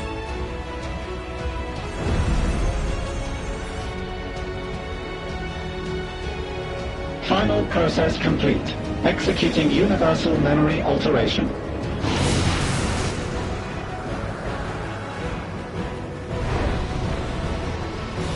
Go, Argos!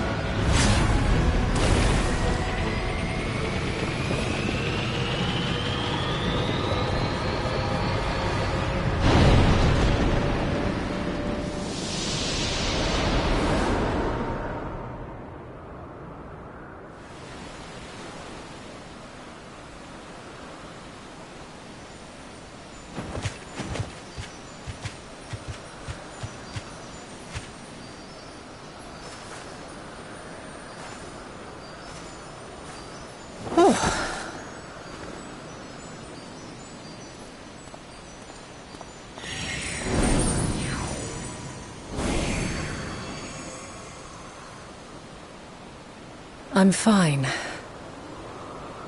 Just a little tired.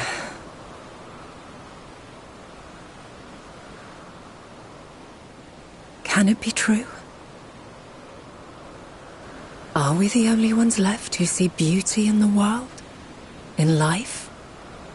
Are the stars above no more than husks of fallen civilizations?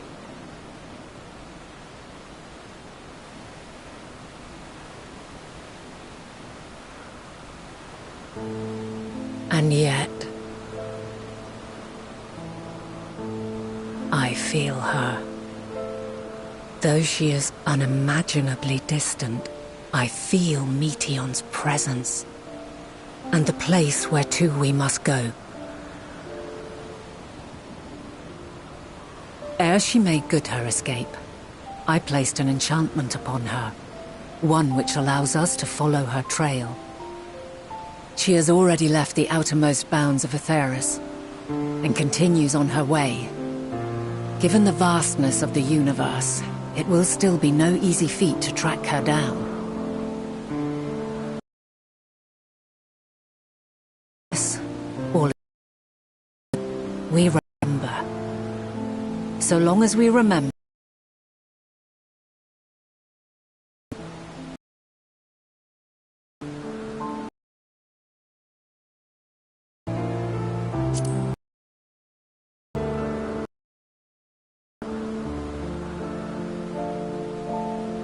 I'd like to know too. Let us ascertain the situation at Kutisis Hyper, where they should still be.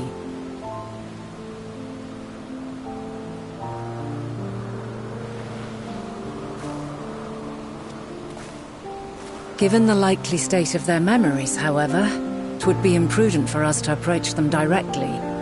In which case...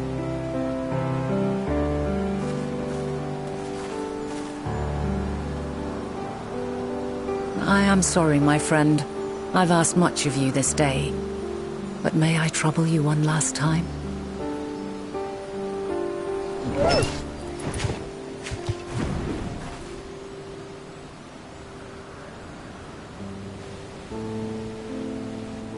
Argos will investigate in our stead. We will share in his consciousness and see and hear as if we were with him. Now, close your eyes and open your mind.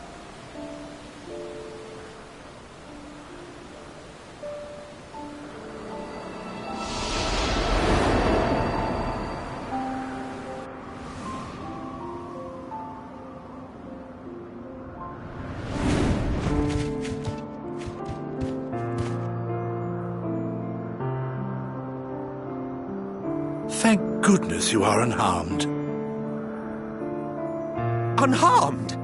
There is a gaping hole in my memories. I can scarcely remember arriving here in Elpis. Forgive me. I was preparing to demonstrate the functionality of Kairos to our guests. But Meteon, her shared consciousness became unstable. And she...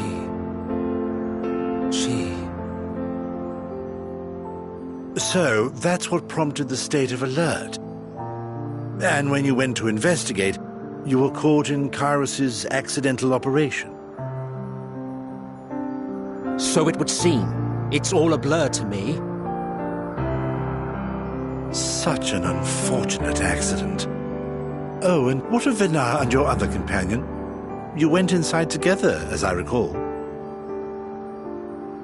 We did?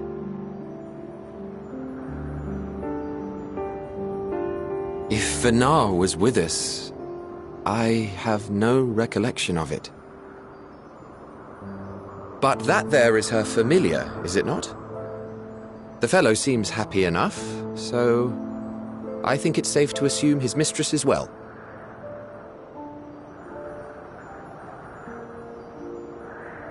I haven't the slightest notion who this other companion might be, however. Ah, well, that individual struck me as a bit different, for want of a better word. Perhaps it wasn't actually a person, but some manner of creation. Curious. I must ask Venara about it when next we meet. Yes, you do that. Now, if we may tend to Hermes, whatever this Meteon did, it seems he bore the brunt of it. Once you are fit to travel, you will return with us to Amarot. We need to make certain there are no other ill effects. Also, I am here on business of the 14. We've already had the conversation, like as not, but since your toy wiped my memory, we'll have to have it again. Yes, of course. As you see fit. This Kairos, it manipulates memories through the emission of etheric waves, correct?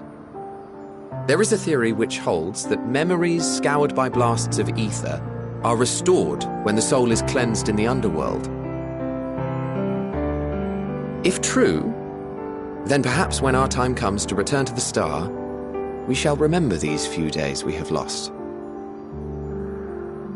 I doubt aught of interest occurred. Look forward to the revelation if you like, but I should prefer to reminisce on more meaningful moments.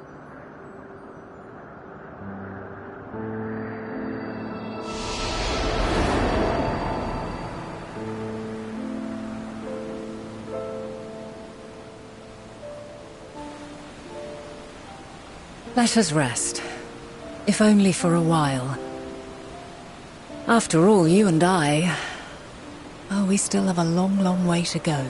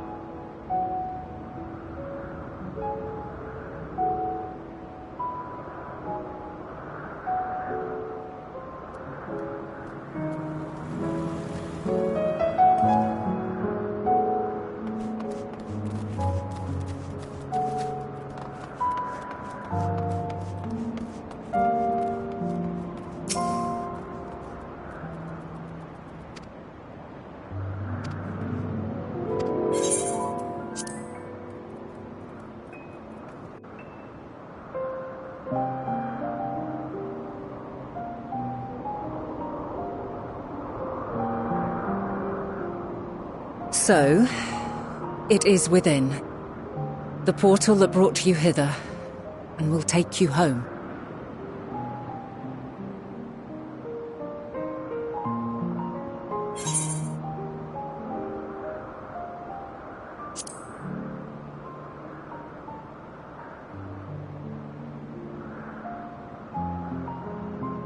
May you and yours emerge triumphant.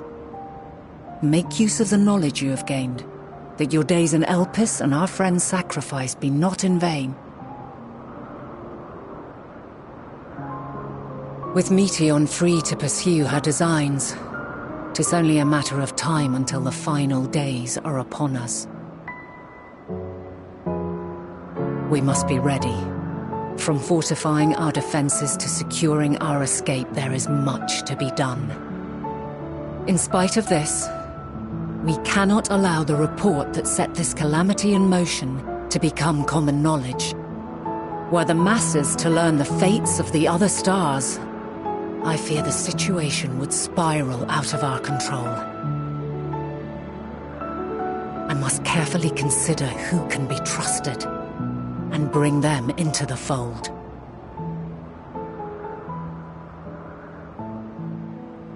Ordinarily, I wouldn't hesitate to call upon the 14.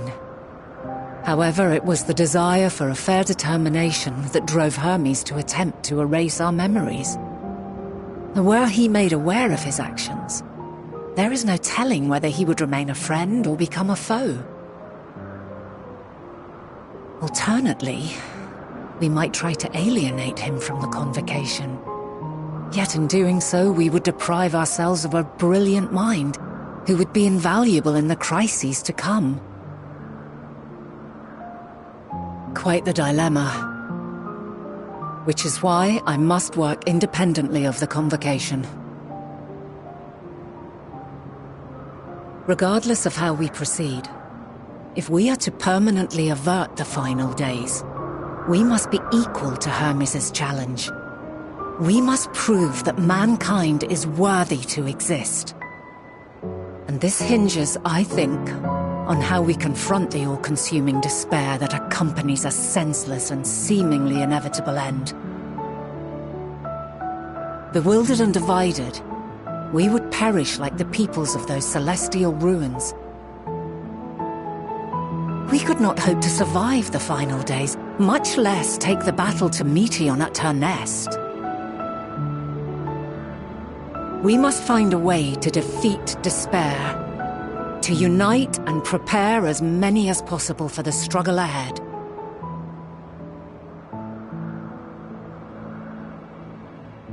Heavy will weigh the burden of guiding this legion of souls.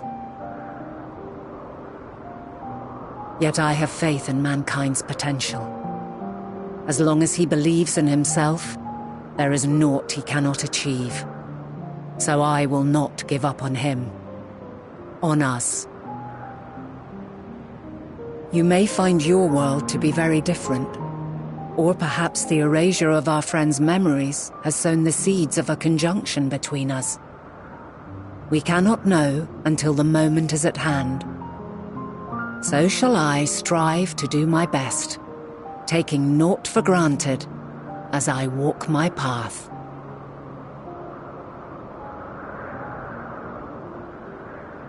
And I pray you walk with me to the end. As you move forward, so too will I, as will all, resolved to fight for the morrow. And when mankind has found the strength to stand against despair, we shall silence the song of oblivion. She who sings it will learn our journey is far from over. This I promise.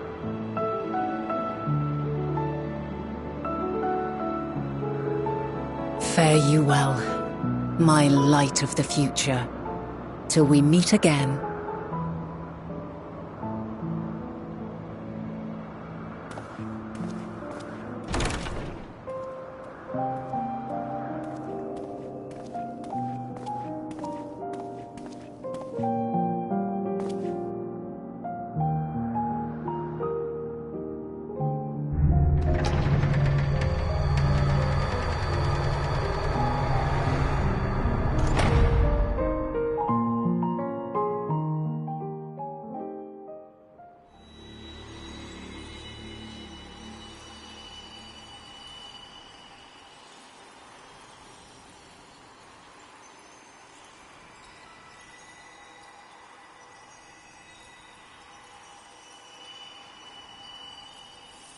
From this day forth, I shall strive to bring honor to the seat of Vandani.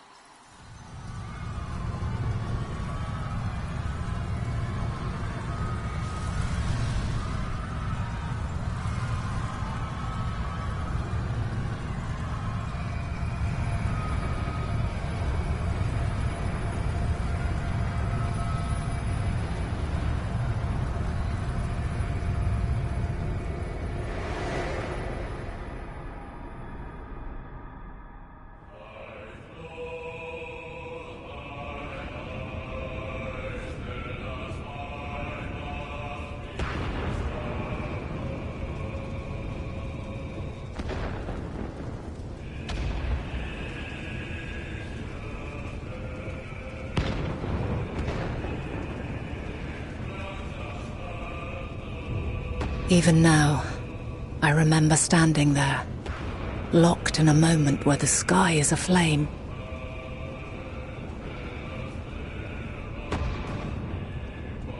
Where stars fall as tears, and screams darken the seas. Where resignation rots the trees.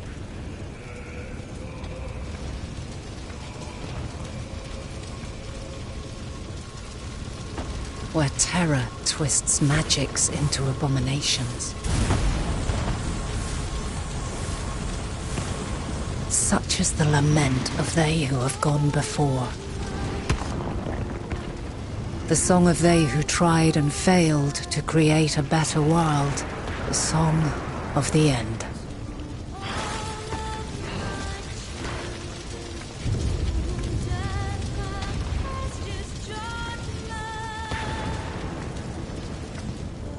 That which hides at the edge of the universe is no longer hope's creation.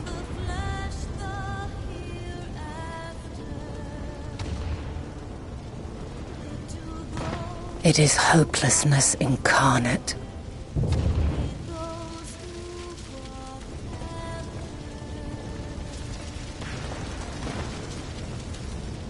That day, mankind saw half of its number sacrificed to bring forth Zodiac.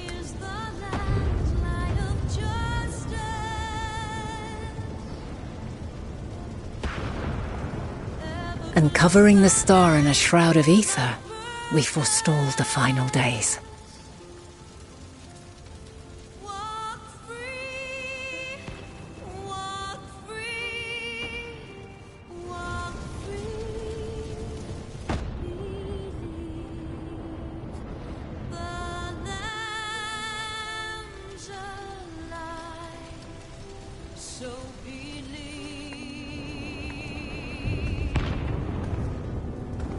Yet the cries echoed still.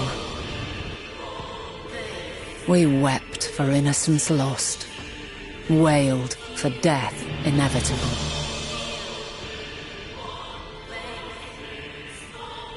A reality too terrible to bear. And for too many who sought comfort in gilded memories of joyful days and tranquil nights.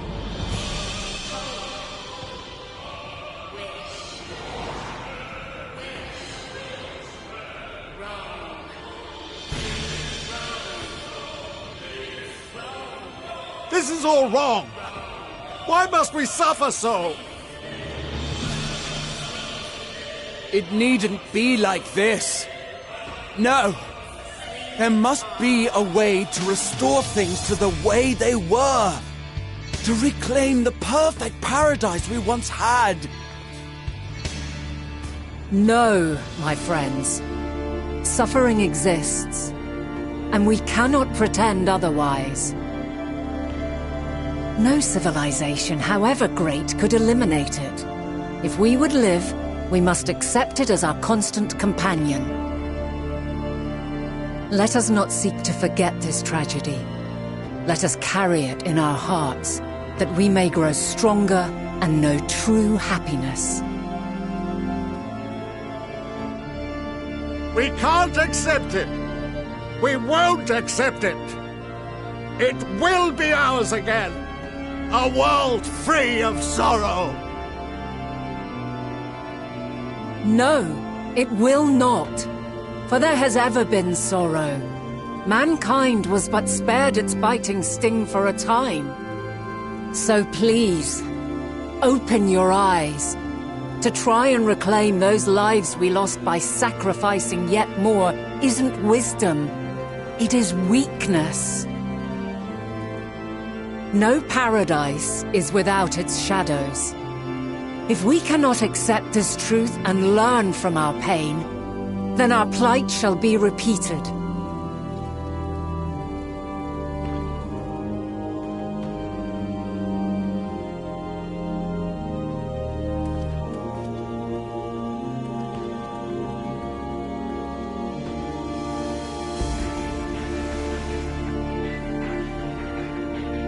O mighty Zodiac! God, born of our boundless faith, we bid you, hear our prayer. Accept this offering of lives, and deliver unto us the lives we once had. Deliver unto us the days of old, the days when the star was a font of love, and we knew naught but bliss.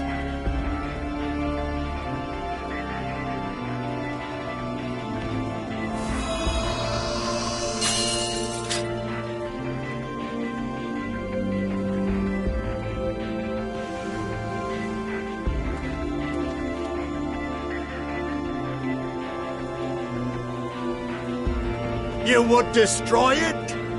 Our beautiful world?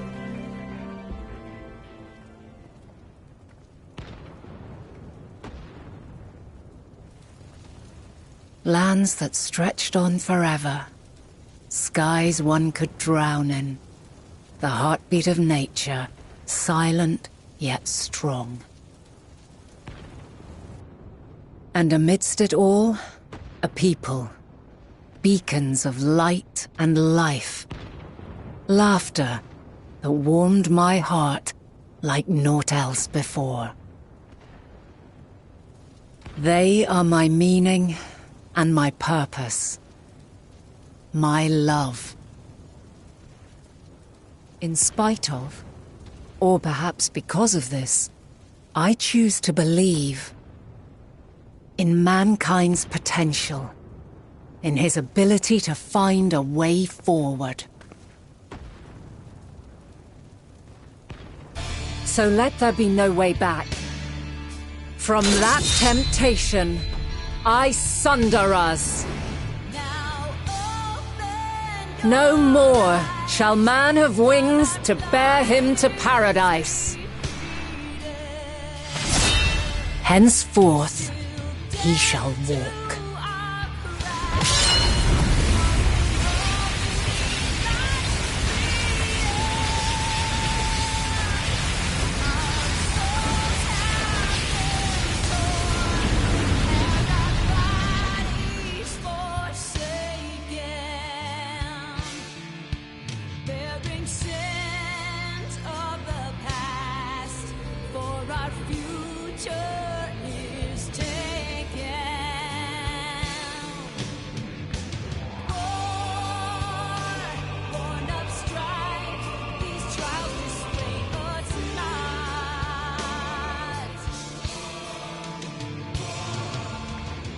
All is excruciating pain.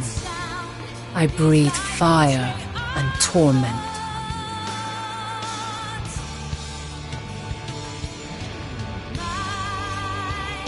I birth a world of suffering to mire and plague.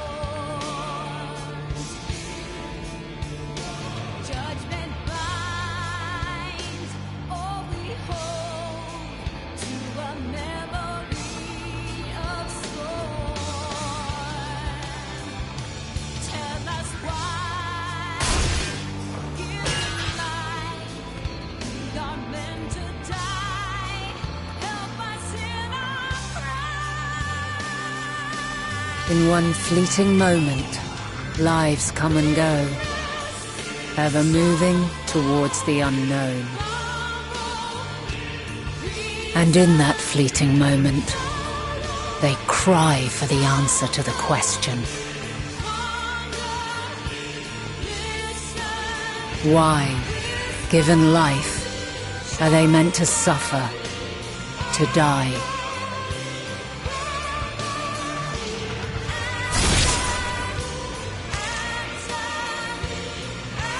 As fragmented, imperfect beings, yours is a never-ending quest.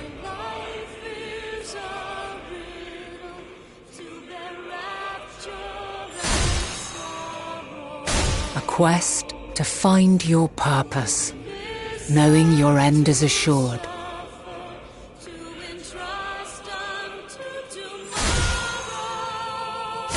To find the strength to continue when all strength has left you.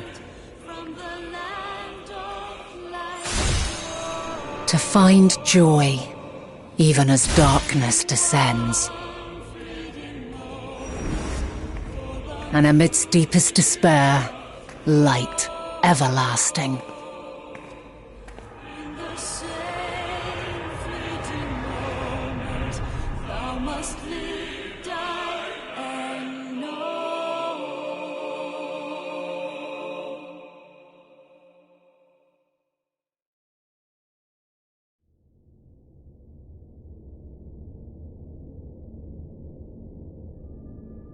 A conjunction has begun to form, an intertwining of your time and mine.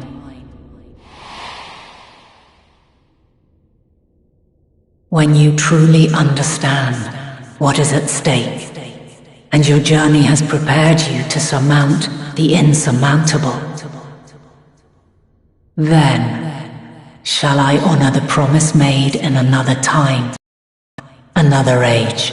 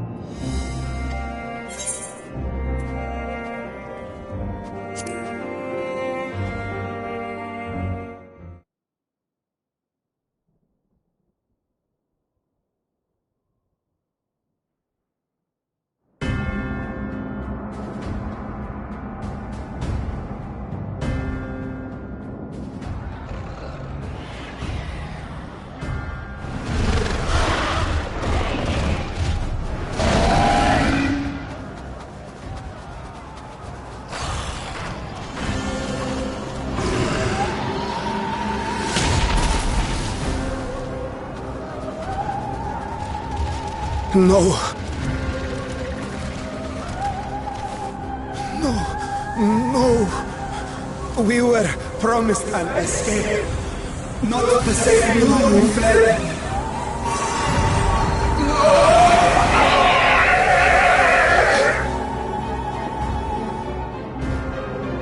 I shall not meet my final days here in this blasted waste. Calm yourselves. Your panic is our greatest enemy. Come, we must build a line of defense.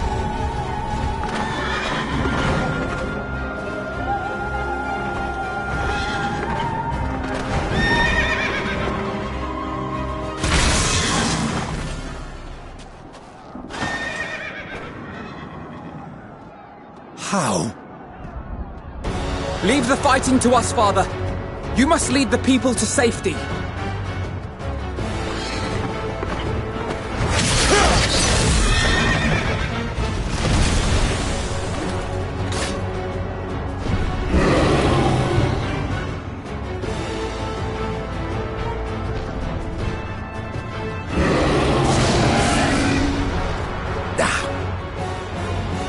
I can handle this pair. You shall tend to the refugees. Let us be about it.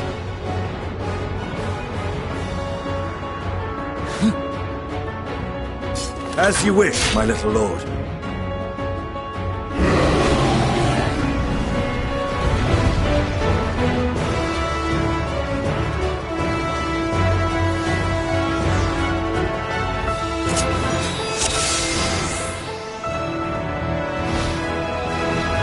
Command the beast's attention. See to the wounded. Help is at hand.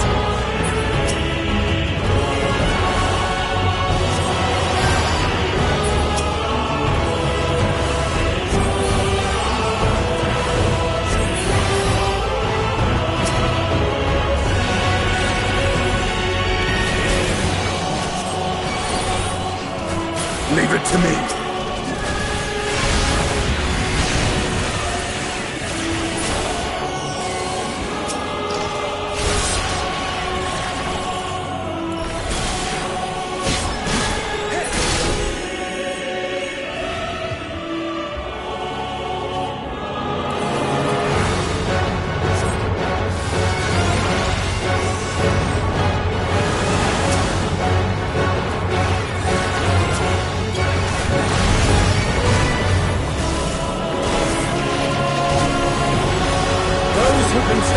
Come with me!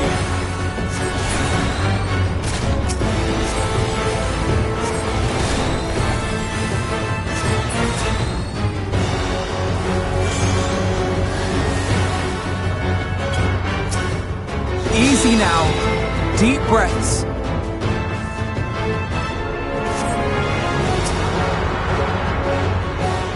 You're safe now.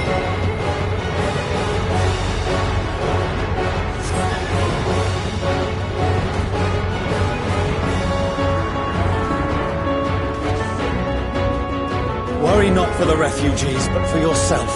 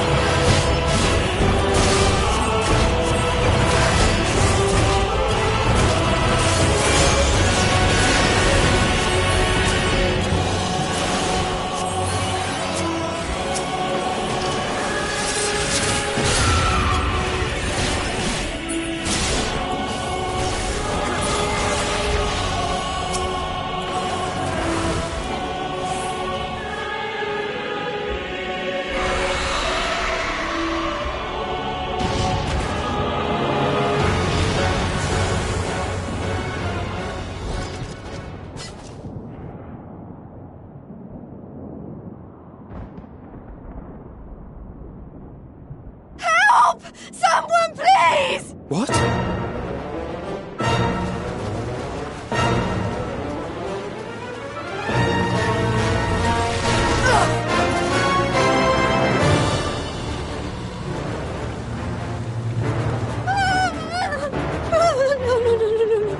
Don't. I don't want to die. Forward! Let not a single fiend escape!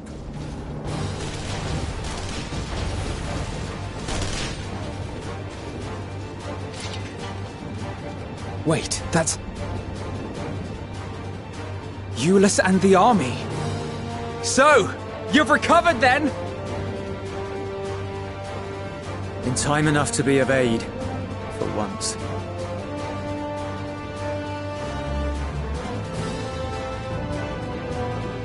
We can speak of it more later. For now, we must fight! To repay your salvation in kind, or with better!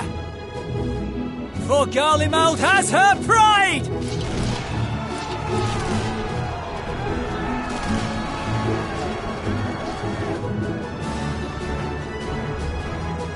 Of that I've no doubt.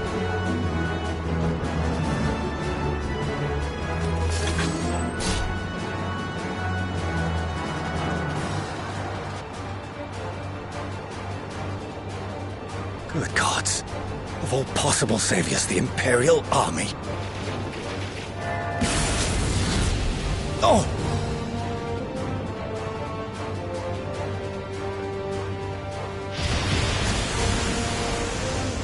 I had hoped to take all of them down at once.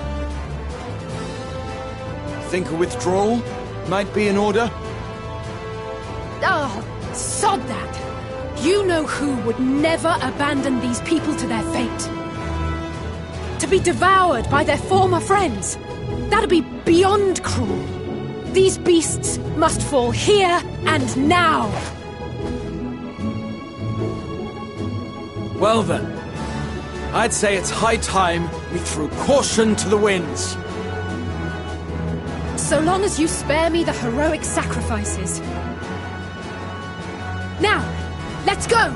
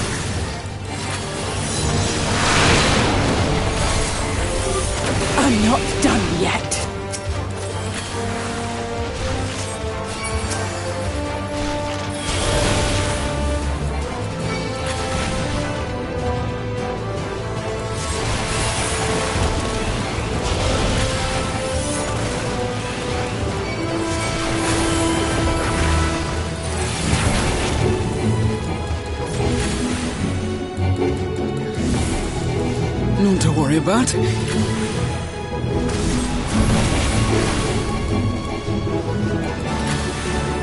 air crackles with energy. Find cover!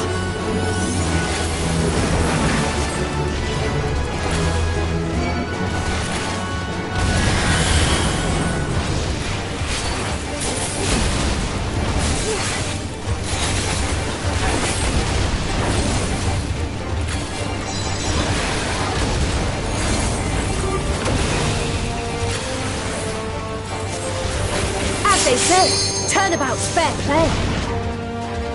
On guard!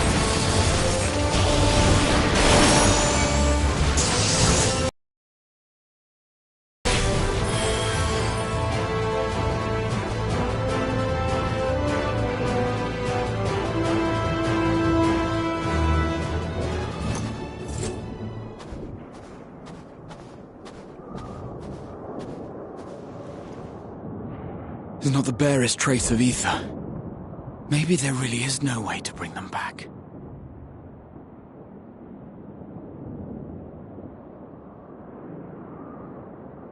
Thank you for saving our lives once again. I remember you, from Purusha. You helped us there too, didn't you? Ah, you're from Palaka's stand. I'm glad you're still in one piece.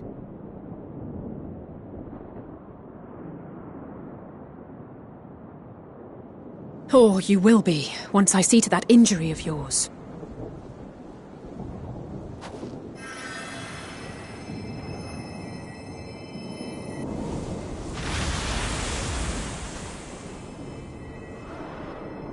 Look out!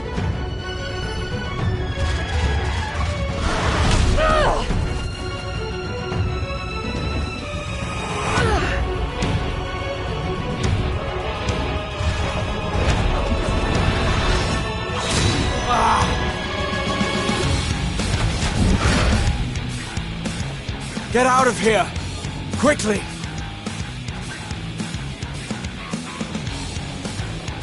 I won't lose them! Not a one! This will be a brighter future! I won't let a madman's apocalypse ruin everything we've fought to achieve!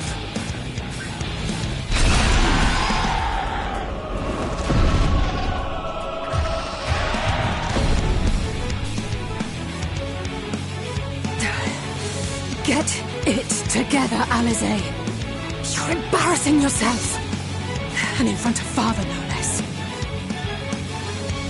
You might never measure up to our champion.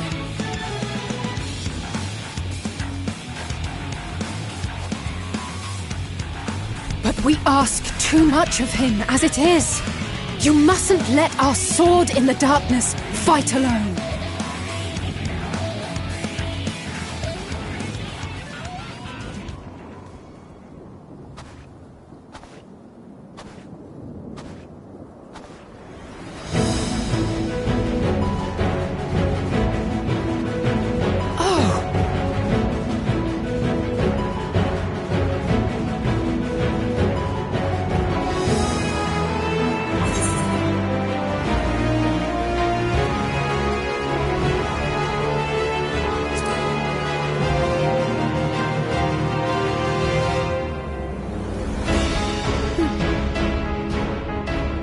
I can look after myself, you know.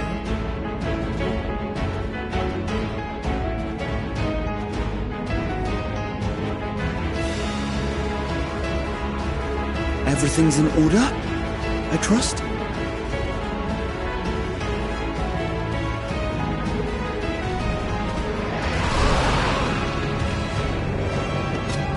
I've had enough of this rabble! Come on!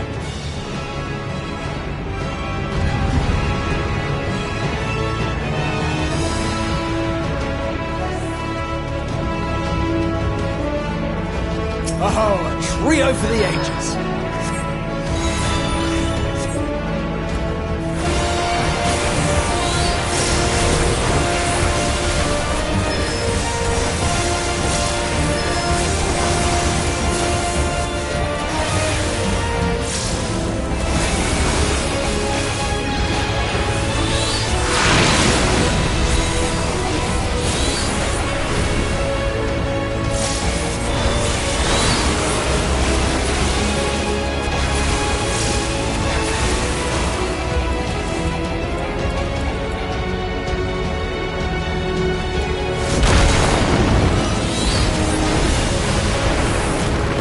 just the beginning.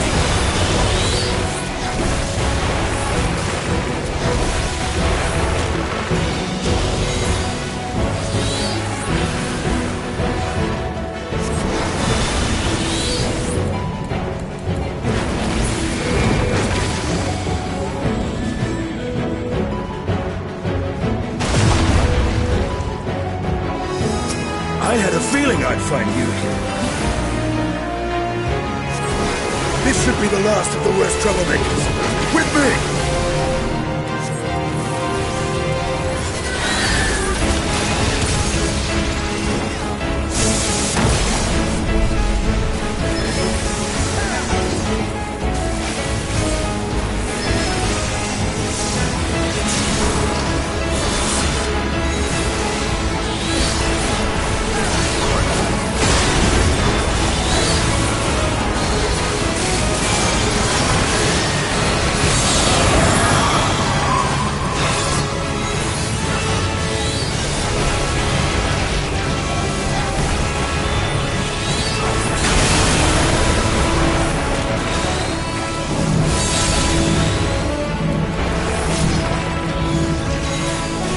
On your feet.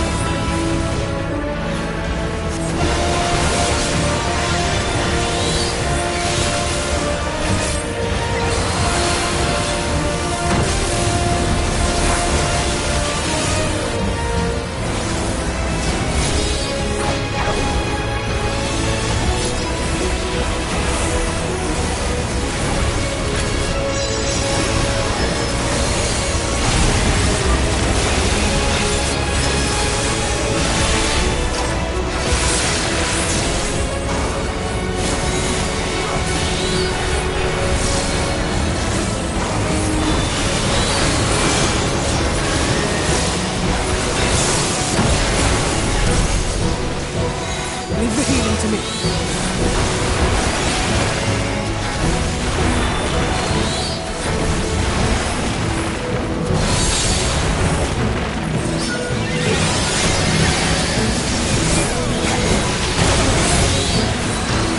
I'm in your debt.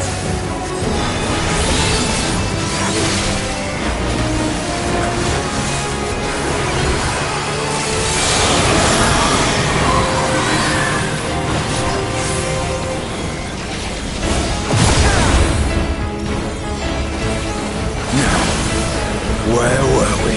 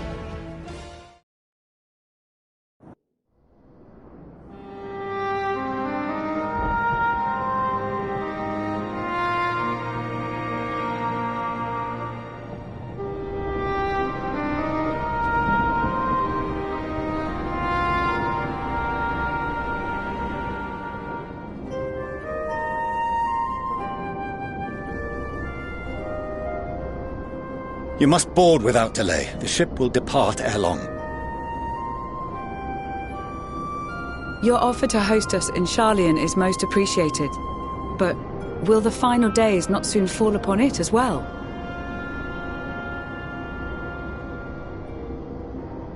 Your hesitation is not unwarranted. The satrap entrusted me with your lives, yet I have failed your comrades. Nor are you wrong to fear that this corruption will continue to spread. I cannot promise you complete safety, even in my homeland.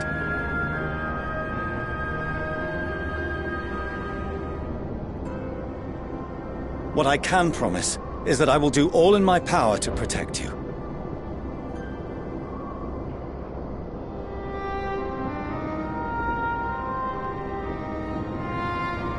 That power is not inconsiderable.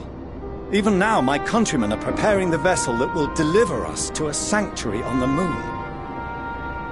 Join us on our journey there, and beyond, to new horizons. Come to Old Sharlayan. Please.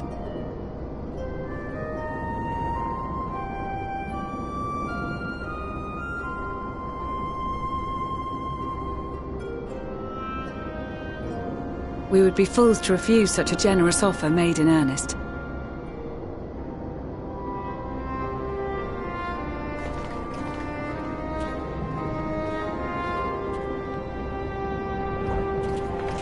It seems they've a new destination. The people of Radzat-Han have known too much suffering. The march to Garlemald will only bring them more, short though it may be. I quite agree. Fortunately, they have you to look after them. Yes. Well.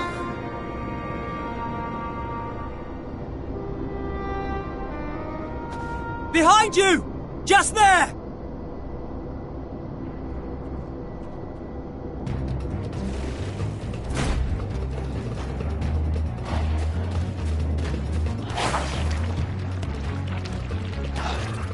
More of them.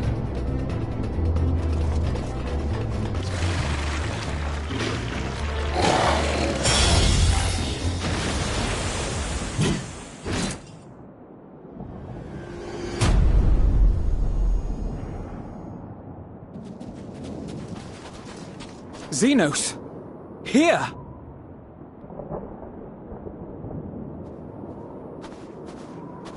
You'll be all right. Hurry to the airship.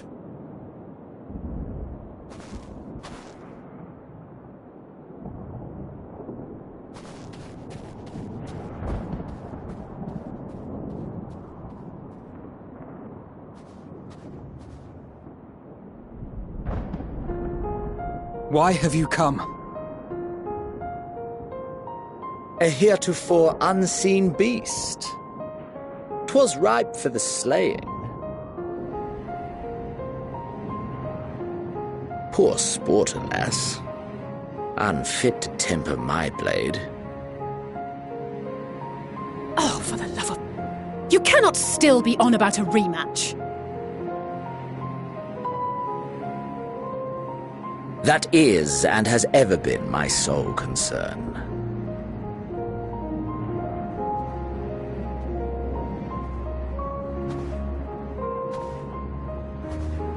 You, on the other hand, are fixated on a different quarry.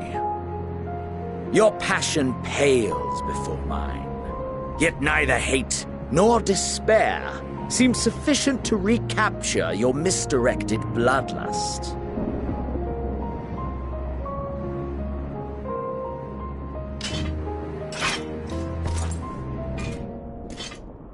So, I hone my blade, and I wait.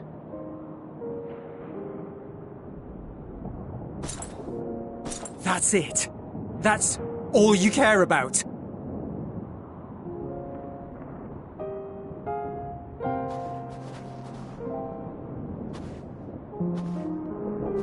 Garlemald is in ruins. Our homeland, the nation you rule, is as good as gone.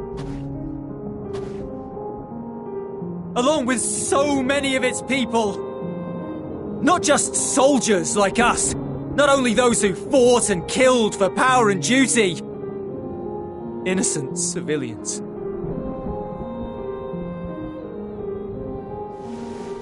Murdered by their own flesh and blood. Lost and confused as they breathed their last. While we who survived with our lives and minds intact were left to freeze to death. The Eorzeans tell me all this was your doing! You slaughtered your countrymen! You did! For what? For nothing, in the end. So much wasted effort. You bastard! For your own sake, Eulus, you must control your anger. It will serve no one should it consume you and see you transformed.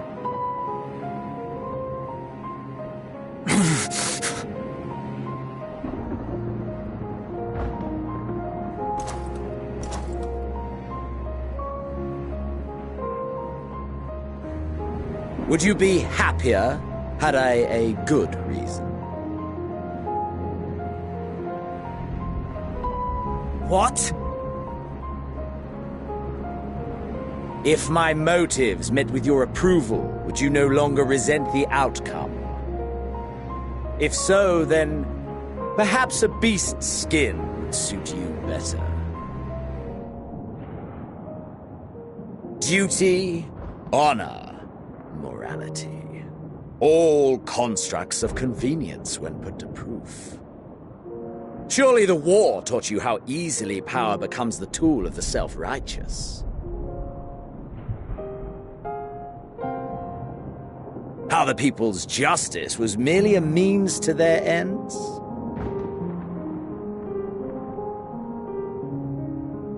Yet you would ask me why. Ask any creature of this star and those above for answers, and they will tell you what suits their fancy. And they would be right to do so. What meaning there is to be found in the petty vicissitudes of your existence must be gleaned by you, and you alone.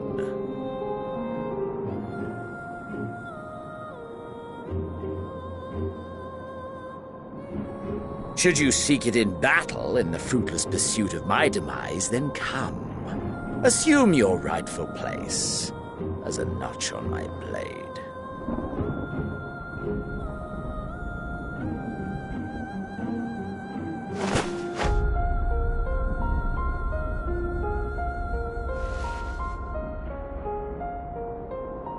You are a blight on the Garlean race, and there would be no more satisfying way to expunge it than by beating you to death.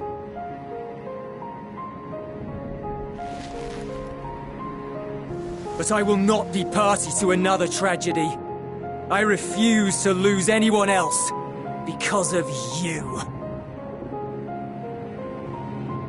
So go. Go! And may we never suffer your madness again!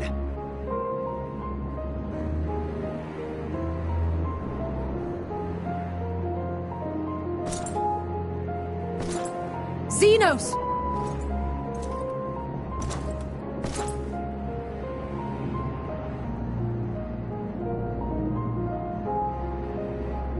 Perhaps you found meaning in living this way.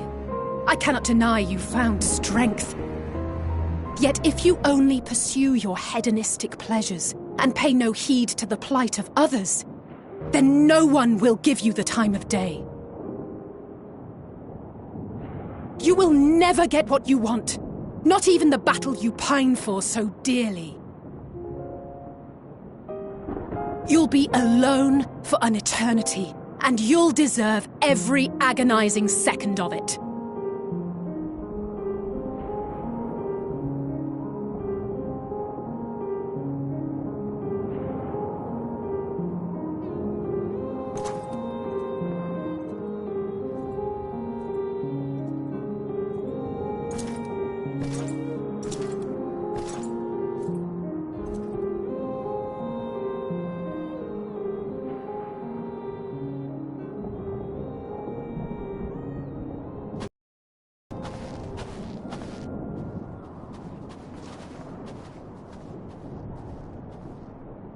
We're ready to depart. The refugee ships will be leaving shortly, but I've asked mine to remain for the time being. There's room enough for you to join me on it, if you wish.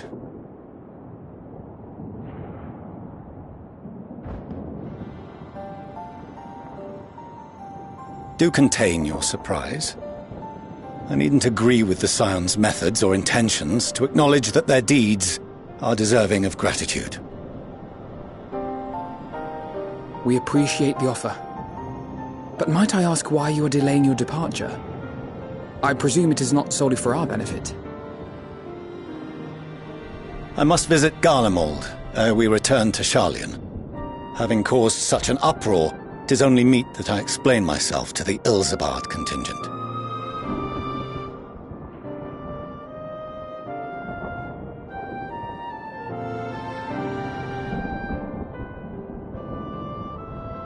Allow us to accompany you then. We should be glad to facilitate, given our familiarity with all concerned. If you would like to join as well, Eulus, we can speak of recent events on the way.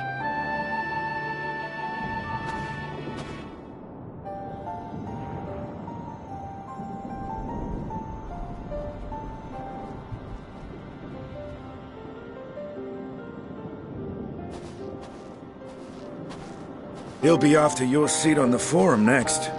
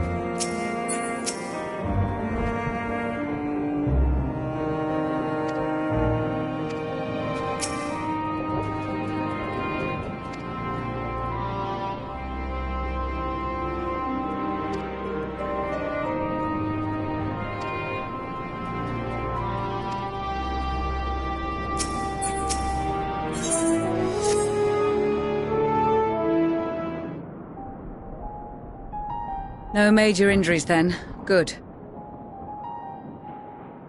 I briefed the recovered soldiers and sent them on their way as quickly as I could, but nevertheless feared they would not make it in time.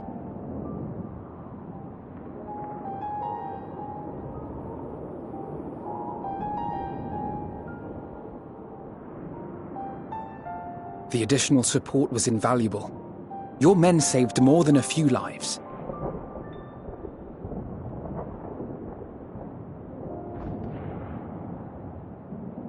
Though not all, I regret to say.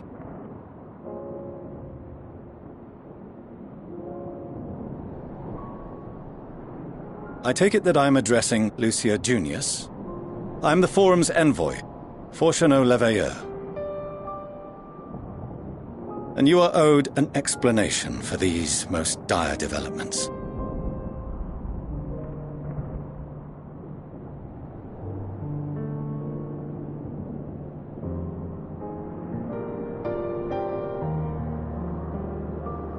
Another trial wrought by the final days.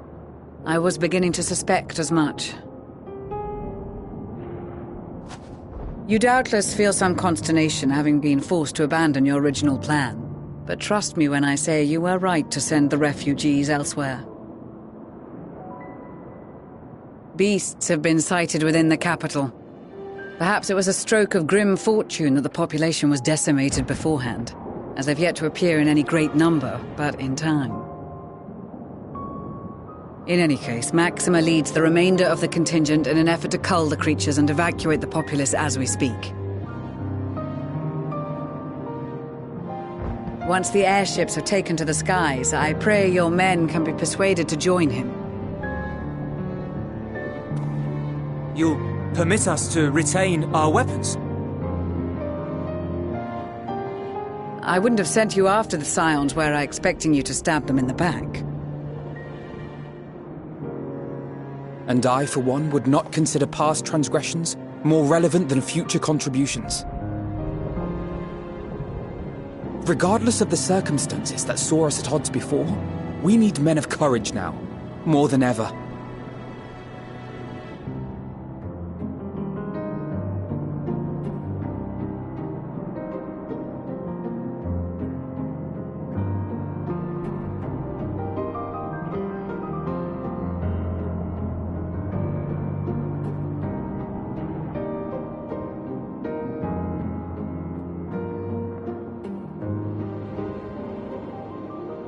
We swore to defend Garlemald, and so we shall.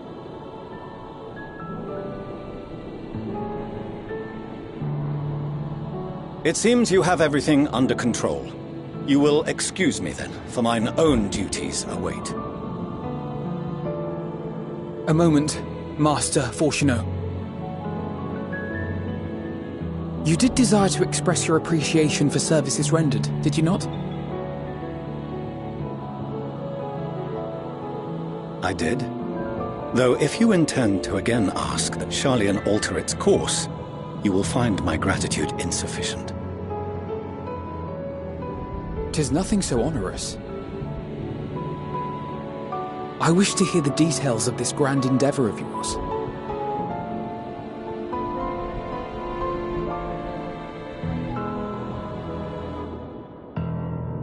Do you swear to listen and to learn, and not to embark upon some scheme to impede us?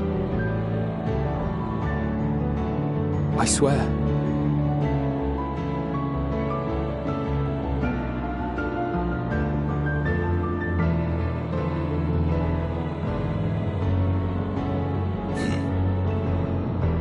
Any other I would doubt, but you I trust to keep your word. For not once have you broken it. Very well. I will request that the Forum make you privy to our plans. You may await our summons at the Baldessian Annex, assuming the decision is in your favor. Does that suffice? It does. You have my thanks. Excellent. You can regale us with tales of your most recent sojourn to the First while we wait.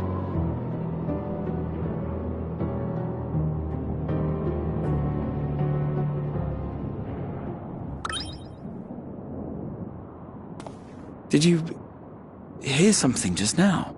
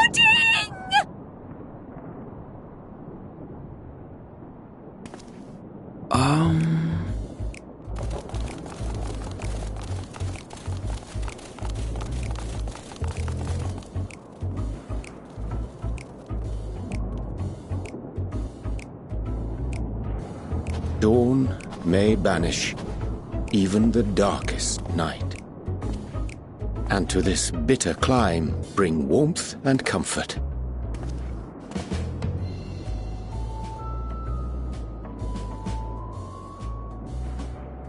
'Tis heartening to see such an assembly upon my return. I thought often of you whilst I looked down upon our star's brilliance from the moon above. Yes, but what are you doing here? And dressed like that? Aren't you cold? Verily, I fear for my health should I proceed to expound upon our purpose ere I procure more suitable garments. Then allow me to summarize. We're here because none of you lot are up there. Nor has anyone anyone deign to send word about any changes in the plans? It's rude, is what it is. At least that's what I thought at first, but then folks got to wondering if you weren't in a spot of bother, so we decided to take matters into our own hands. Come down here and help, if our help be needed. So she says, but it's also something of a convenient excuse to visit Etheris. Urianger made it sound absolutely marvelous. More so before the impending doom, but still. And it's not like there will ever be a better time. What with the aforementioned doom? Marvellous, they say, yet not an ounce of pudding to be found. I must suffer Urianger's inferior works no more. Hey! Maybe consider the plight of present company before you go blathering on about pudding and doom? Ahem. As I was saying, should you require any assistance with whatever, we are at your disposal. We were born from Hydaelyn's love for the lives of this star, so naturally we would much prefer to see them continue. Twiddling our thumbs up on the moon is hardly conducive to that, though, is it? Aye, not when you've all got such precious thoughts and feelings and hopes for the future deserving of more active preservation. Speaking to Urianger made us realize that while we've carried out our duties to the letter, we've failed to fulfill them in spirit. From there, it was just a hop, skip, and a jump towards resolving to do better. So please, show us how. Help us help you.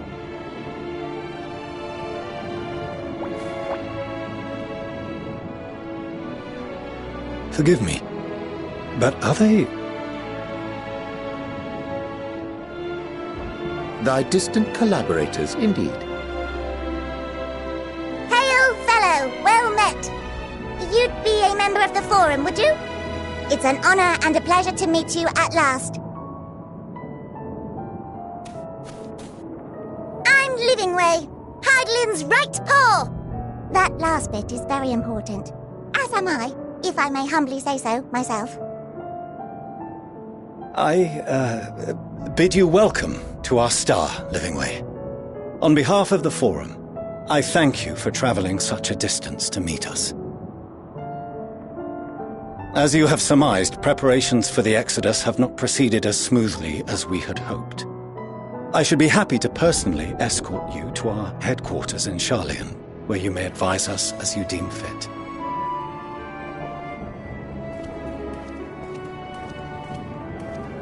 'Twas with reluctance that I set aside the great work of readying the moon for habitation.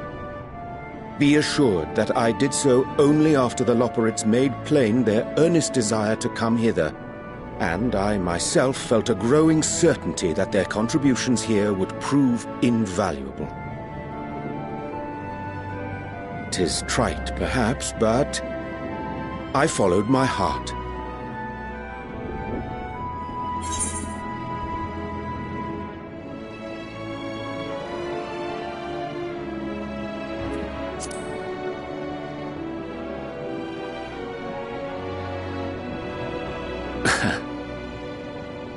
I am no esteemed philosopher of Eld. Nevertheless, 'tis my hope that what little knowledge I shared shall serve them well, and perchance help save us all. Wilt thou attend us at the Forum and lend thine own wisdom?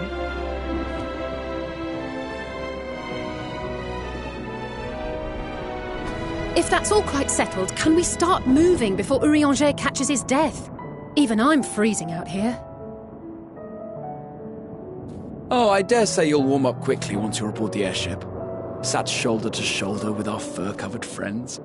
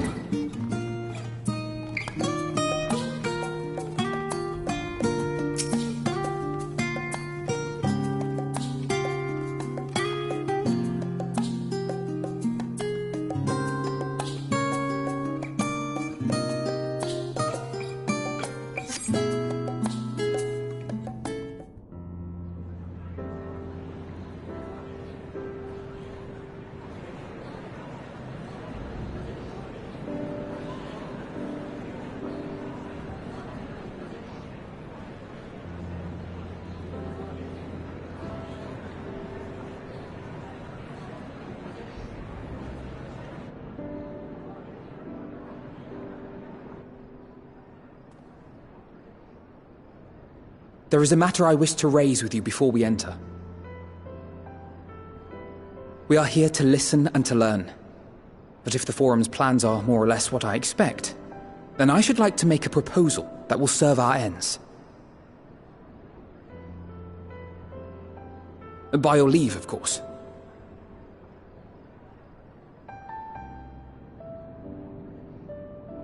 I don't see why not.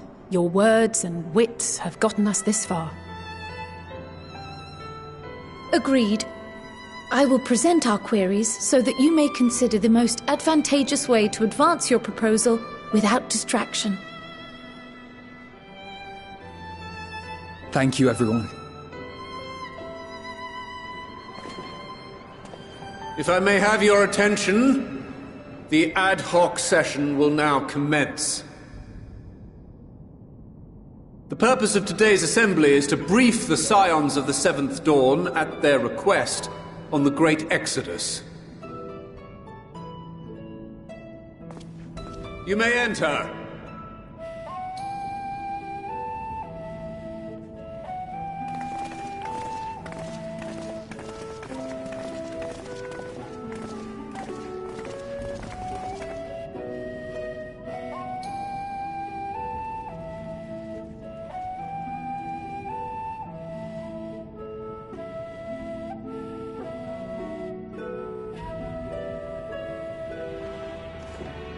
On behalf of the Forum, I commend your heroic actions on the Magna Glacies.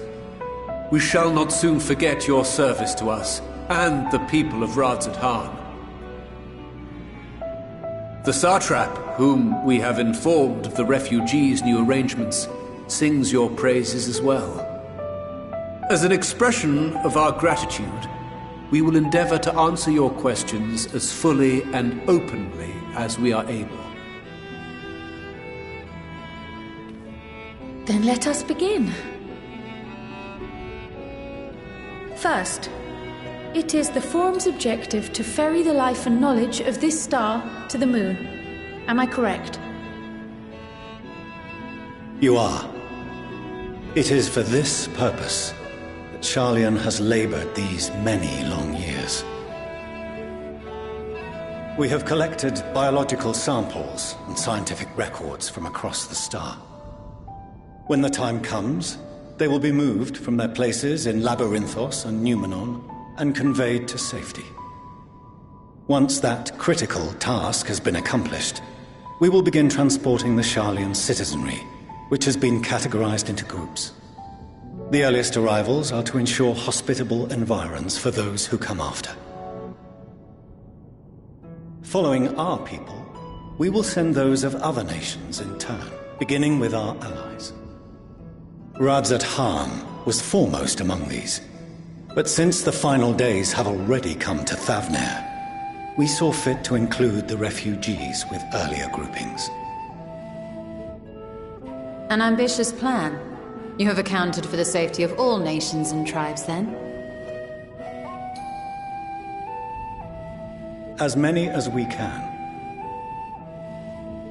And how, pray tell, do you decide who to leave behind? To journey beyond the sky is an unprecedented and immeasurably difficult endeavor. Introducing sources of inevitable conflict would condemn all to certain death.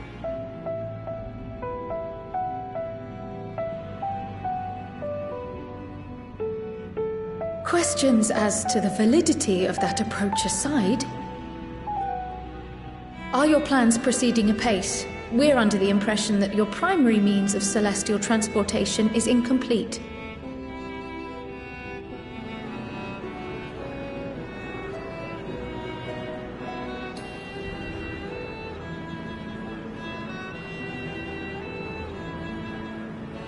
If only in that it does not meet our optimal parameters, that is correct. This Ark, as some have taken to calling it, is fully operational and could be launched even today. However, the final days have progressed more quickly than we anticipated. At present, the ship is incapable of attaining speeds sufficient to meet our evacuation targets. Should we put the vessel into service, as it is now, we will be unable to travel to the moon and back quickly enough to complete the necessary number of trips. Precious lives and knowledge will be lost. Seven hells. Is there anything to be done? The ether burner, the primary means of propulsion once the craft is in the space between stars, is undergoing testing to determine whether it can be made more efficient. Though cargo is being loaded for the initial phase of the Exodus, we are prepared to continue our experimentation up to the day before launch, should it prove necessary.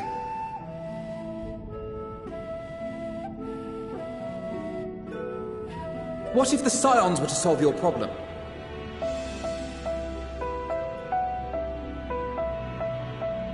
We shall help devise a means to improve the ether burner's efficiency, on 2 conditions. If we succeed, you must allow us to meet with Hydaelyn.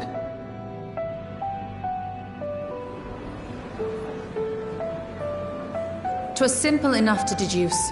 You have a Concord, and so you would never have abandoned the anti-tower had you no other means of communication.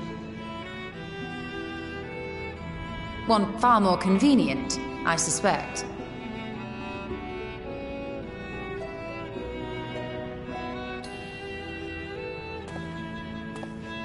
The second condition, also to be met upon our success, is that we be permitted to propose another use for your Ark.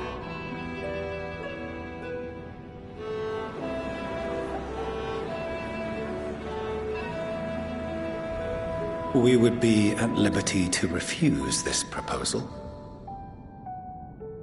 Of course. If we cannot prove its merit to the 99 here, who are we to stake on it the lives of all peoples of this star?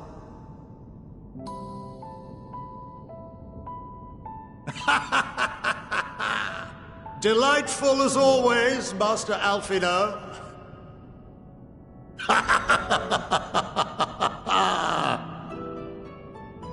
Oh, we couldn't have asked for a finer plan. Allow us to solve this complex engineering problem of which we were entirely unaware until moments ago. What could possibly go wrong? The satire writes itself.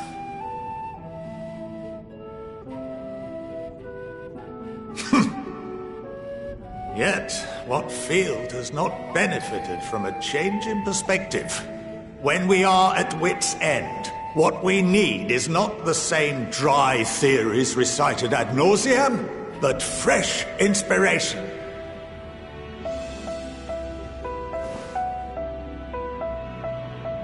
I, for one, have faith in my erstwhile students to provide it, and I find their terms to be perfectly acceptable.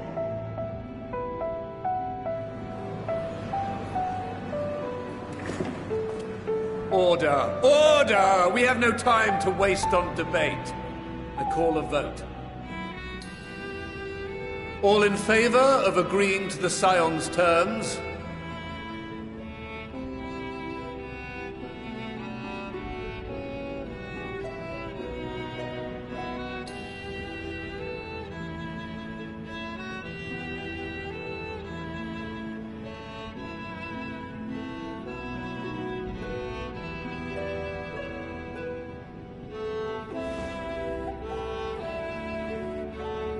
"71 in favor, 28 against. The ayes have it. Fortuneau, as the architect of this project, you are the best candidate to show them its current state. And bear in mind that regardless of your personal misgivings, this is the will of the Forum.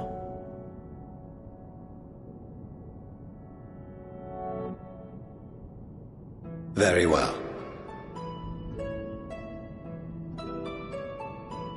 I call this session to a close. Return to your tasks with urgency. The final days wait for none.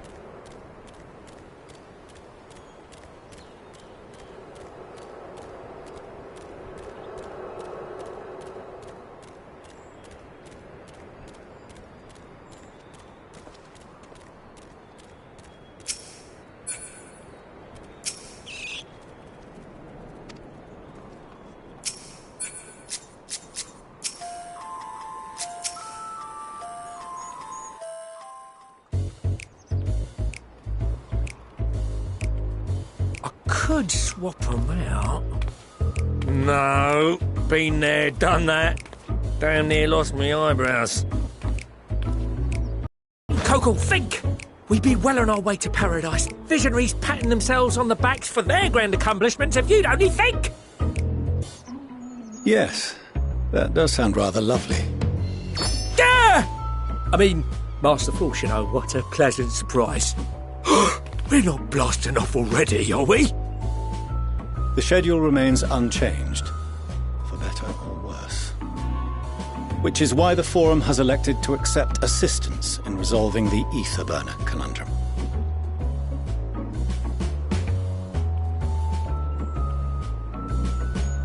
Huh. Not seen you lot down here before. There are Archons among their number, but engineering is not their expertise. Nevertheless, the Forum concedes the slim possibility that they may have insights to offer. If not, you are at liberty to return them to the surface, by whatever means you see fit. I assure you that won't be necessary. Now, about your troubles with the ether burner. Aye, I'll walk you through it. Suppose I could do with a change of pace. As the name ought to tell you, the ether burner burns ether, ambient or otherwise, and transforms it into motive force. Think of it like a giant bomb that never stops exploding. Even out in that black void where the ether's right sparse, it's strong enough to move our arc. And it probably won't kill you like an actual bomb.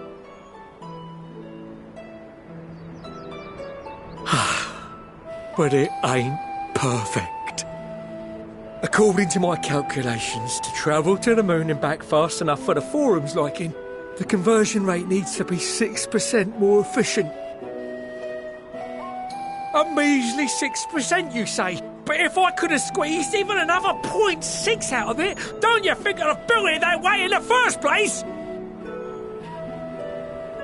Hast thou consulted with the Loperids?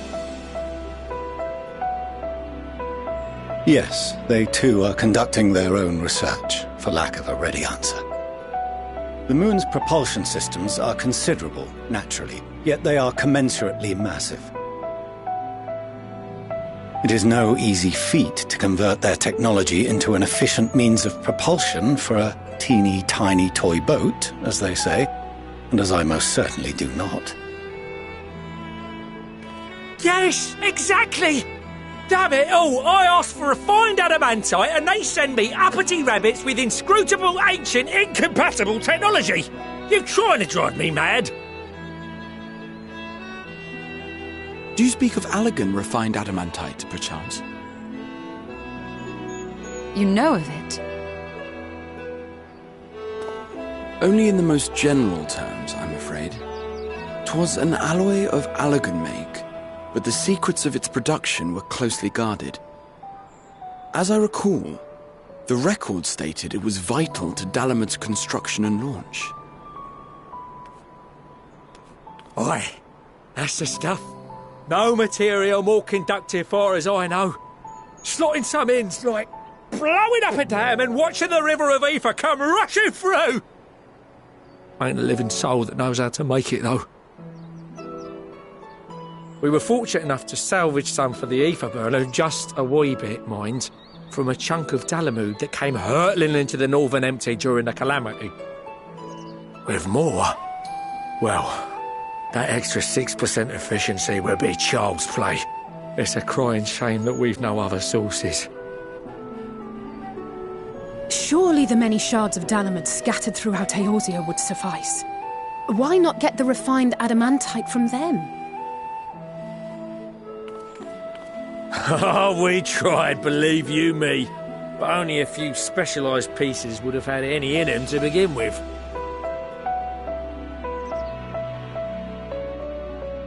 Drive calls from Ragnarok-class internment hulks. Those are the prize bits we really need. According to the Gleaners, getting to them means delving deep into the shards, and the defences are still very operational and very eager to blow them up.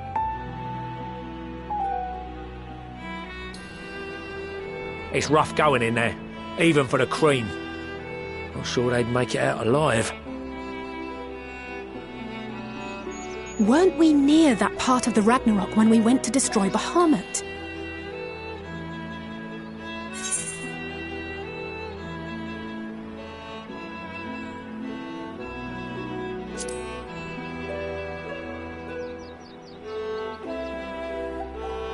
That may be for the best, though you doubtless find the task too dull for your liking.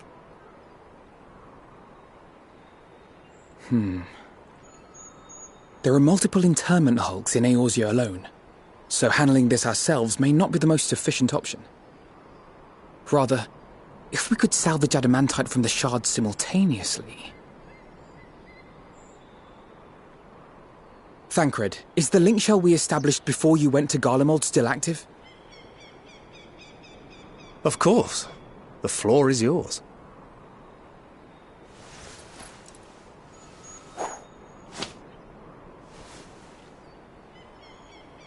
What's all this? Gathering firewood, so to speak.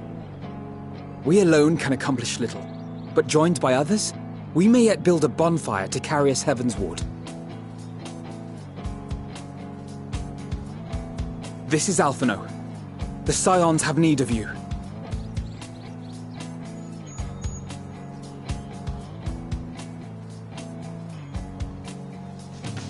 Understood. I will contact the Lord Commander and dispatch our finest at once. My sisters are somewhat preoccupied with the final days, so I will lead the 12-foot expedition myself. Are you aware of any other sources of refined adamantite?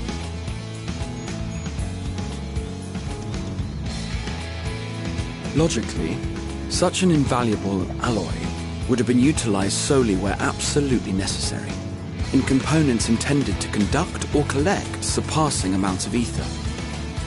Any extant instrumentation or devices would have likely found their way into the hands of etherologists or enthusiasts.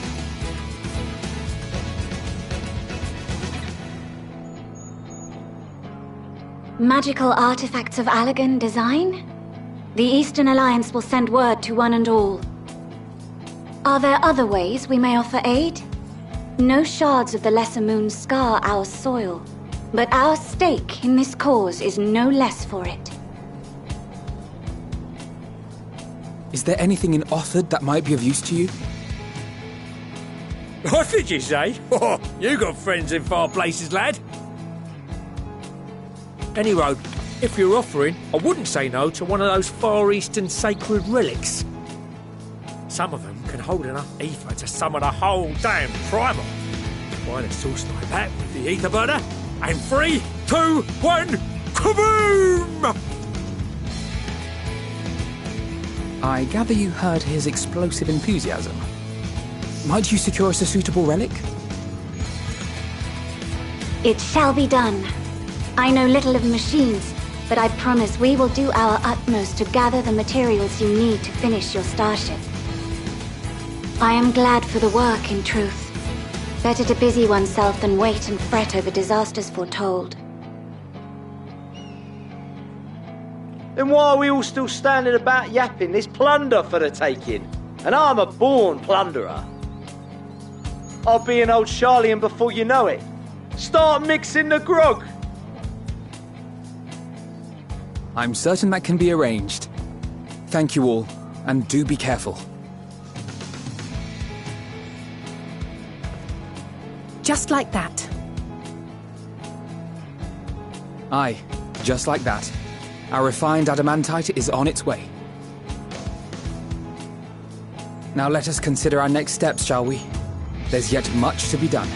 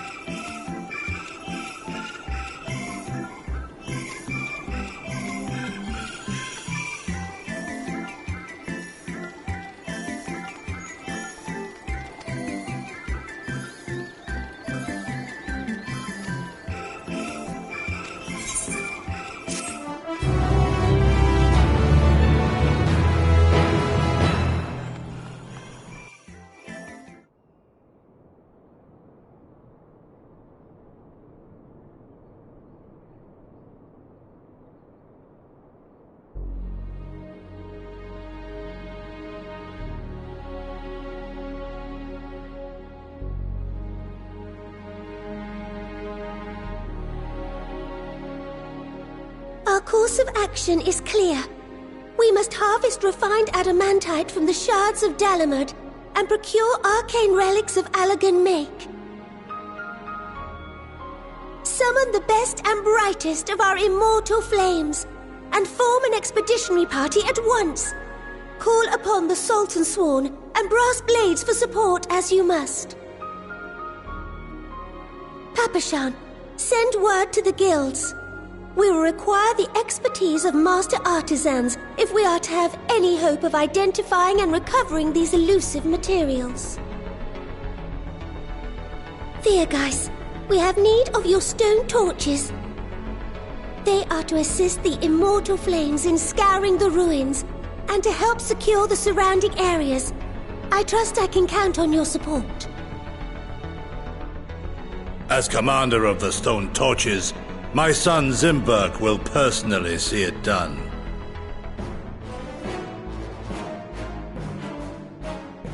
Pippin, I would have you lead the raiding party.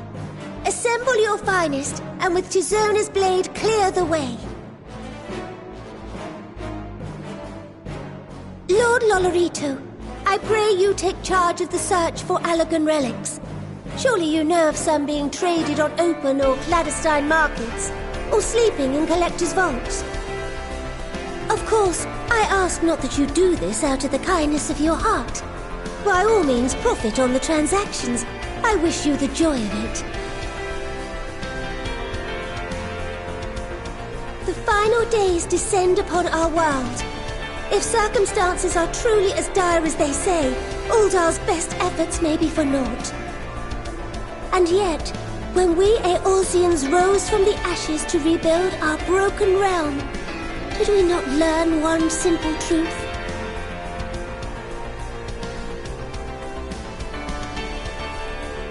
That which seems all but impossible to overcome alone may yet be possible if we stand together.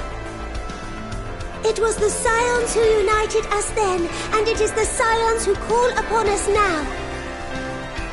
Uldar will answer that call. We will summon our courage and join the fight for our world's future. You know your duties. I, Nanamo Ul Namo, 17th in the line of Ul, bid you good luck and Godspeed.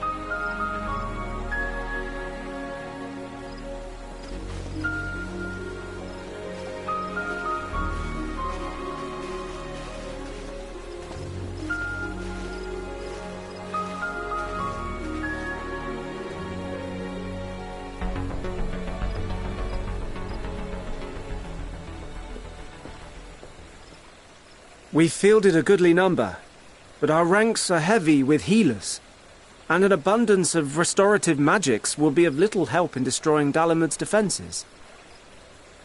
Still, it has ever been thus with Gridania. We must steel ourselves for a protracted engagement.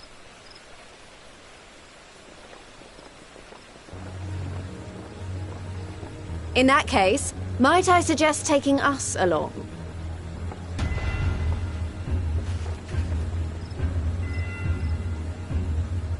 Commander Hext, what are you doing here? None of the shards in Girabania are big enough to hold an internment hulk. So we said to ourselves, why not lend our neighbors a hand? We thought you might be short on people with a talent for breaking things. While it pains me to admit it, you are right. Our deficiency so plain to see. It might have been a lifetime ago, but I was once one of the Scions assigned to the Shroud. I know this forest well. I know your people. And I know we will be stronger if we fight this fight together.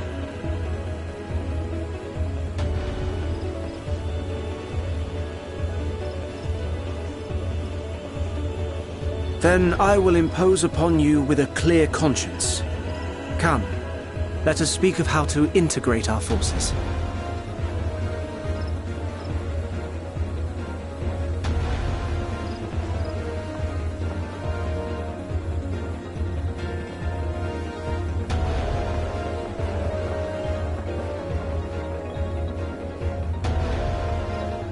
I won't let it all be for nothing. I promise you, Papalimo.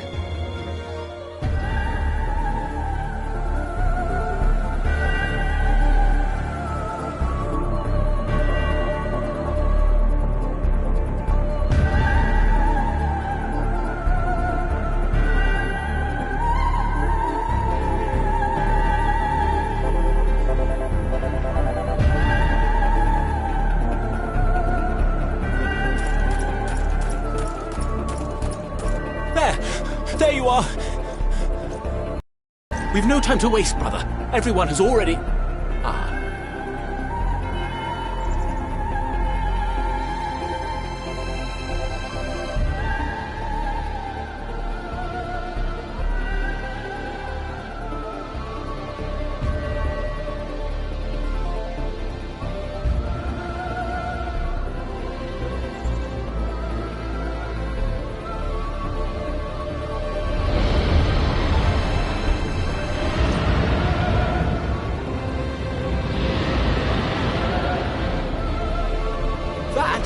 That was a roar!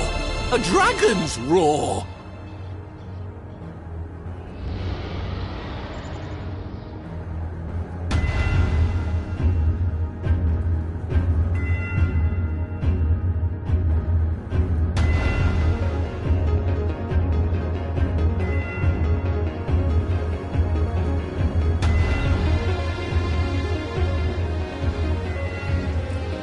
And so, in summation, the Eastern Alliance, as well as the Honourable Lord Lolorito himself, reached out to me for assistance in procuring these treasures of the divine, and I, in turn, do beseech the Confederacy for aid.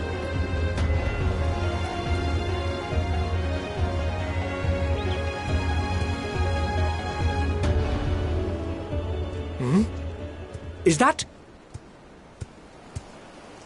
Hancock? What a surprise this is. And a fortuitous one at that. I have a favor to ask, you see.